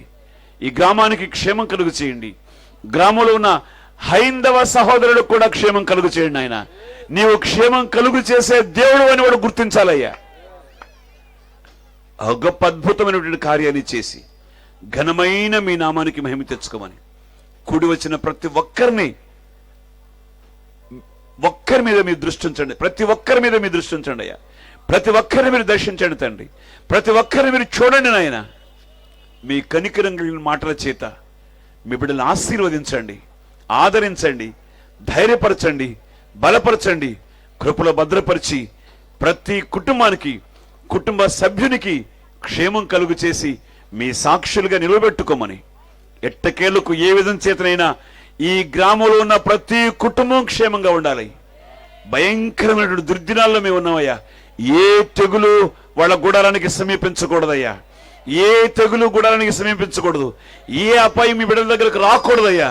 భయానకమైనటువంటి పరిస్థితులు, ప్రపంచాన్ని అతలాకుతలం చేసిన ఈ భయానకమైన పరిస్థితులు ఏ కుటుంబానికి రాకూడదు. కుటుంబాలుగా క్షేమంగా ఉన్నట్లుగా కార్యం చేసి కృప చూపమని నజరేయుడైన యేసు నామములో ప్రార్థన చేసి వేడుకొనుచున్నాము తండ్రి. ఆమేన్. మన ప్రభువైన యేసు క్రీస్తు కృప, తండ్రి అయిన దేవుని ప్రేమ, పరిశుద్ధాత్మ దేవుని దీవెన, ఆశీర్వాదాలు ఈ కుడుకుల పాలు పొందిన ప్రతి వారికి క్షేమం కలుగు చేసి కృప అనుగ్రహించునుగాక. ఆమేన్, ఆమేన్, ఆమేన్. అందరికీ వందనాలు. దేవుడు మిమ్మల్ని ఆశీర్వదించునుగాక. మీరు కూర్చున్న ఈ స్థలం దేవుడు మనకిచ్చాడు. దానికి ఈ గ్రామంలో ఉన్న ప్రెసిడెంట్ గారు మనకెంతో సహాయపడ్డారు. అదే చేసి చూసి సహాయపడ్డారు. అది మన స్థలమే. మనం రేపో మాపో ఇక్కడ మందిరం కట్టబోతున్నాం. దేవునికి స్తోత్రం కలుగునుగాక. దానికి ప్రెసిడెంట్ గారి సహకారం కూడా కావాలి. వారు కూడా మాకు సహకరించాలని మనస్ఫూర్తిగా కోరుకుంటున్నాను. వారి సహకారం మాకు ఎప్పుడు ఉంటుంది. వారు సహకారంతోనే మేము అది స్థలం కొనుగోలు చేసాం. మనం అది కొన్నాం. అది మన సొంత స్థలం. మీరు కూర్చున్న స్థలం. స్తోత్రం చెప్పండి ఒక్కసారి. దేవుడు మనకిచ్చిన స్థలం కొరకు స్తోత్రం చెప్పండి. నిర్మాణం త్వరగా కావాలని స్తోత్రం చెప్పండి. ఆయన మన మాట రూఢిపరుస్తాడు. స్తోత్రం చెప్పండి. ఆమేన్.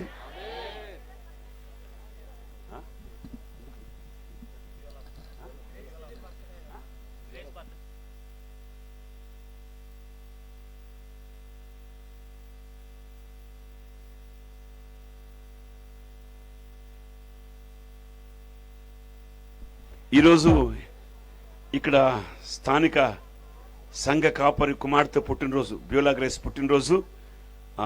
రామా ప్రార్థన చేసి కేక్ కట్ చేద్దాం. ఇది సరిపోద్ది వీళ్ళందరికీ. గ్రేస్కి ఒక్కదే తింటది ఎంత?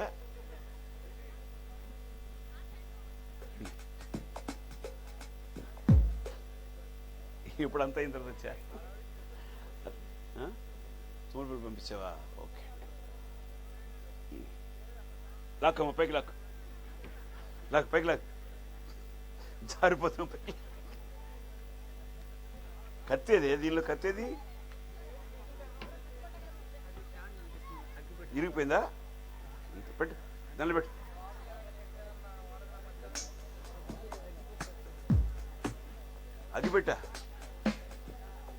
అగ్గిపెట్టినాను వద్దా?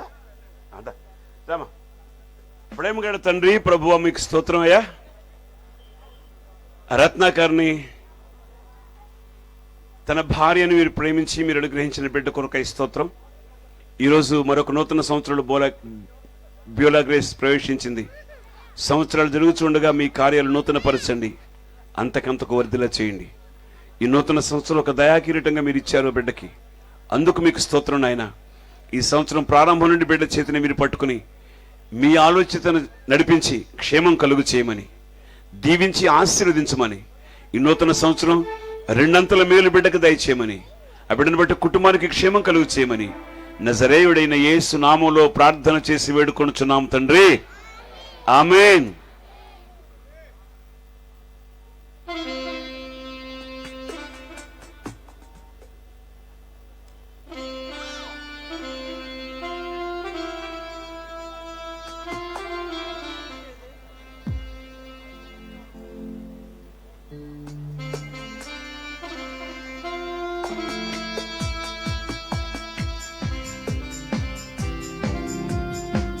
పట్టుకో.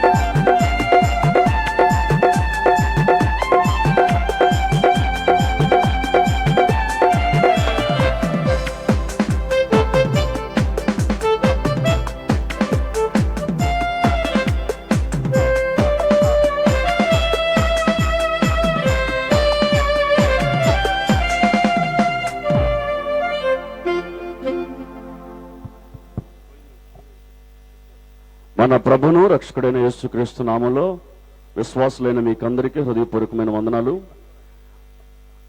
ఈ కూడిక ఈరోజు రాత్రి ఆశీర్వాదకరంగా ప్రభు జరిగించారు. అందుని బట్టి స్తోత్రం చెప్దాం అందరం. స్తోత్రం, స్తోత్రం, స్తోత్రం, స్తోత్రం. మీ కొరకు భోజన వసతి కలుగజేశారు మన సంఘస్థులు, సంఘ పెద్దలు, ప్రత్యక్షంగా పరోక్షంగా. అన్న సజీవన్న ప్రత్యక్షంగా పరోక్షంగా, అలాగే ప్రెసిడెంట్ గారు, అలాగే జోజన్నయ్య, వీళ్ళందరూ ఎంతగానో సహకరించారు. అన్న మేమున్నాం, మీరు జరిగించండి పని అని ప్రోత్సహించారు. ప్రోత్సహించినటువంటి వారందరికీ పేరు పేరున హృదయపూర్వకమైనటువంటి వందనాలు.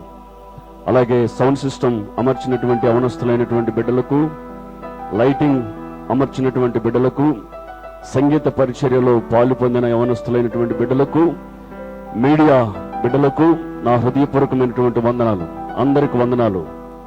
మీ కొరకు భోజన వసతి కలుగజేశారు. తప్పకుండా మీరు భోజనం చేయండి. ఆ తర్వాత ఆ గురువాడ నుంచి వచ్చినటువంటి వారికి లారీ ఉంది, లారీలో మీరు వెళ్ళవచ్చు. ఏ ప్రార్థన మందిరానికి, ఏ సహవాసానికి, ఏ సంఘానికి మీరు వెళ్లకుండా ఈరోజే ఈ స్వార్థ కోడికకు మీరు ఎవరైనా కొత్తగా వస్తే మన హోసన్న ప్రార్థన మందిరం మీ ప్రక్కనే ఉంది. ఆ సరిగ్గా ఉదయం 8:30 గంటలకు ఆరాధన జరుగుతూ ఉంది, 10:30 గంటలకు ముగించబడుతూ ఉంది. కనుక ఏ ప్రార్థన మందిరానికి, సహవాసానికి మీరు వెళ్ళకపోతే ఈరోజే వస్తే మా హోసన్నా మినిస్ట్రీస్ కి మిమ్మల్ని ప్రేమతో ఆహ్వానిస్తూ ఉన్నాం. అందరికి వందనాలు, పేరు పేరున గుడివాడ నుంచి వచ్చినటువంటి సంఘ పెద్దలకు, యూత్కు, సేవకులకు ఆ మందిరంలో భోజన వసతి కలగజేస్తాం. తప్పకుండా మీరు మందిరంలో భోజనం చేయవలసిందిగా మనం చేస్తూ ఉన్నాం. అందరికి వందనాలు.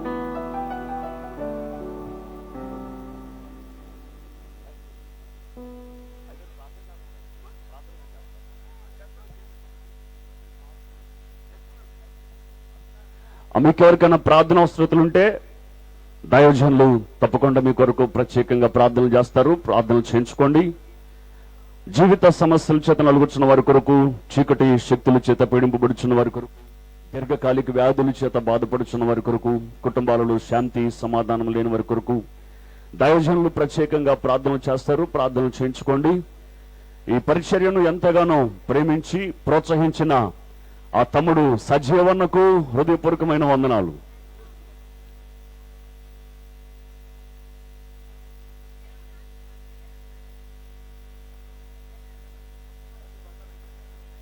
మీ కొరకు భోజన వసతి కలగజేశారు. బఫే సిస్టమ్, ఆ టేబుల్స్ ఉన్నాయి.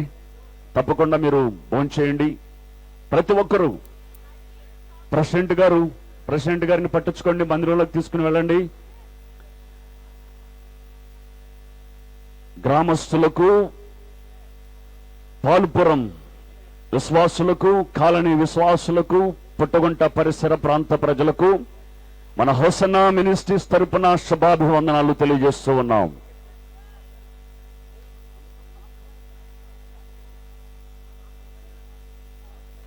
మీకు ఎవరికైనా ప్రార్థన అవసరతలుంటే దైవజనులు తప్పకుండా మీకు ప్రార్థనలు చేస్తారు. ప్రార్థనలు చేయించుకోండి. పిల్లలకి కేక్ పెట్టండి.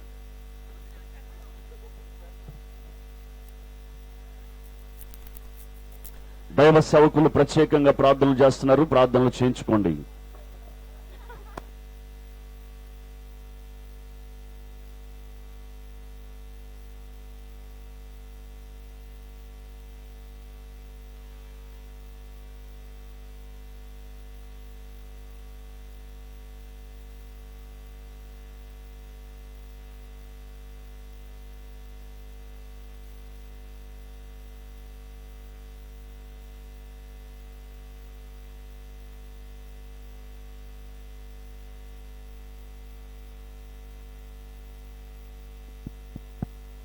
మీ కొరకు ప్రత్యేకంగా భోజన వసతి కలగజేశారు.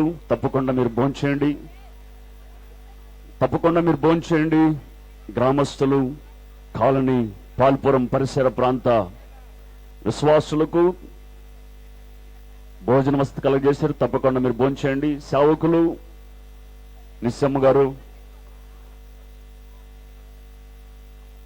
అలాగే హెప్సమ్మ గారు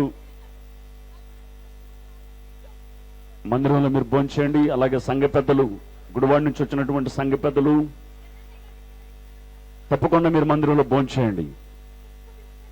మీ కొరకు మందిరంలో సిద్ధపాటు చేస్తాం. మందిరంలో తప్పకుండా మీరు భోంచేయాల్సిందిగా మనం చేస్తూ ఉన్నాను. ఈ సేవను మీరు ప్రేమించండి, ప్రోత్సహించండి.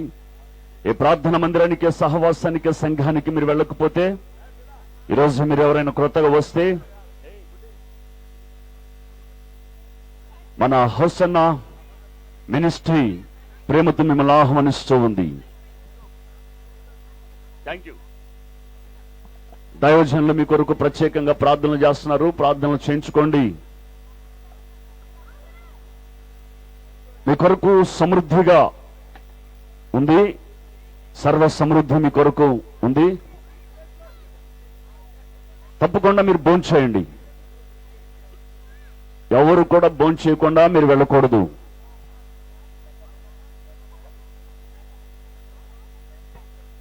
ఎవరు కూడా మీరు భోంచేయకుండా వెళ్ళకూడదు.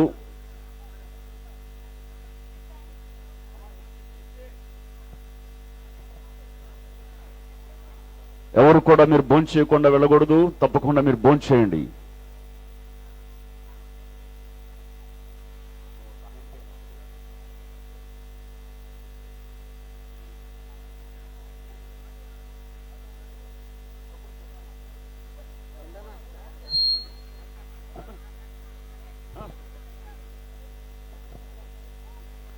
దైవజనులు ప్రత్యేకంగా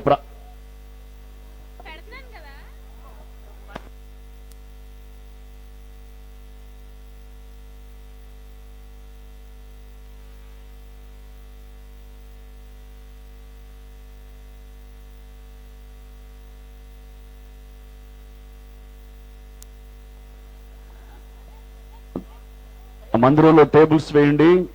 దైవజనులకు టేబుల్స్ మందిరంలో వేయండి.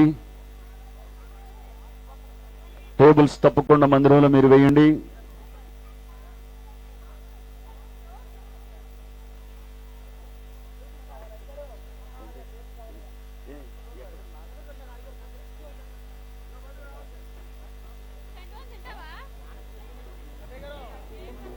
నాకొద్దు వద్దు.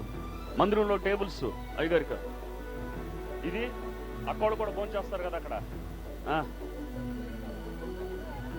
కింద కూర్చోండి అట్టగా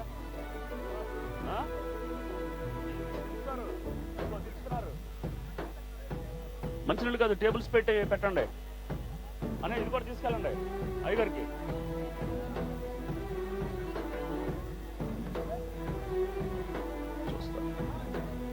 స్థానికులు ప్రెసిడెంట్ గారిని పట్టించుకోండి.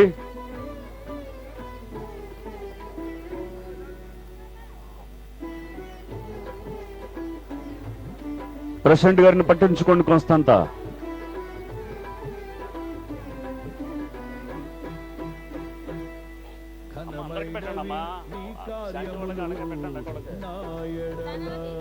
స్థిరమైనవి నీ ఆలోచనలు నా యేసయ్యా, ఘనమైనవి నీ కార్యములు నా ఎడల, స్థిరమైనవి నీ ఆలోచనలు నా యేసయ్యా, కృపలను పొందుచు కృతజ్ఞత కలిగి స్తుతులర్పించెదను అన్ని వేళలా, కృపలను పొందుచు కృతజ్ఞత కలిగి స్తుతులర్పించెదను అన్ని వేళలా, అనుదినము నీ అనుగ్రహమే. దైవజనులు ప్రత్యేకంగా ప్రార్థనలు చేస్తారు. ప్రార్థనలు చేయించుకోండి. మీ కొరకు భోజన వసతి కలగజేశారు. తప్పకుండా మీరు భోజనం చేయండి. గ్రామస్తులకు, కాలనీ వాసులకు, పాల్పురం పరిసర ప్రాంత ప్రజలకు భోజన వసతి కలగజేశారు. మీరు తప్పకుండా భోజనం చేయండి. నీ కార్యములు నా ఎడల, స్థిరమైనవి నీ ఆలోచనలు నా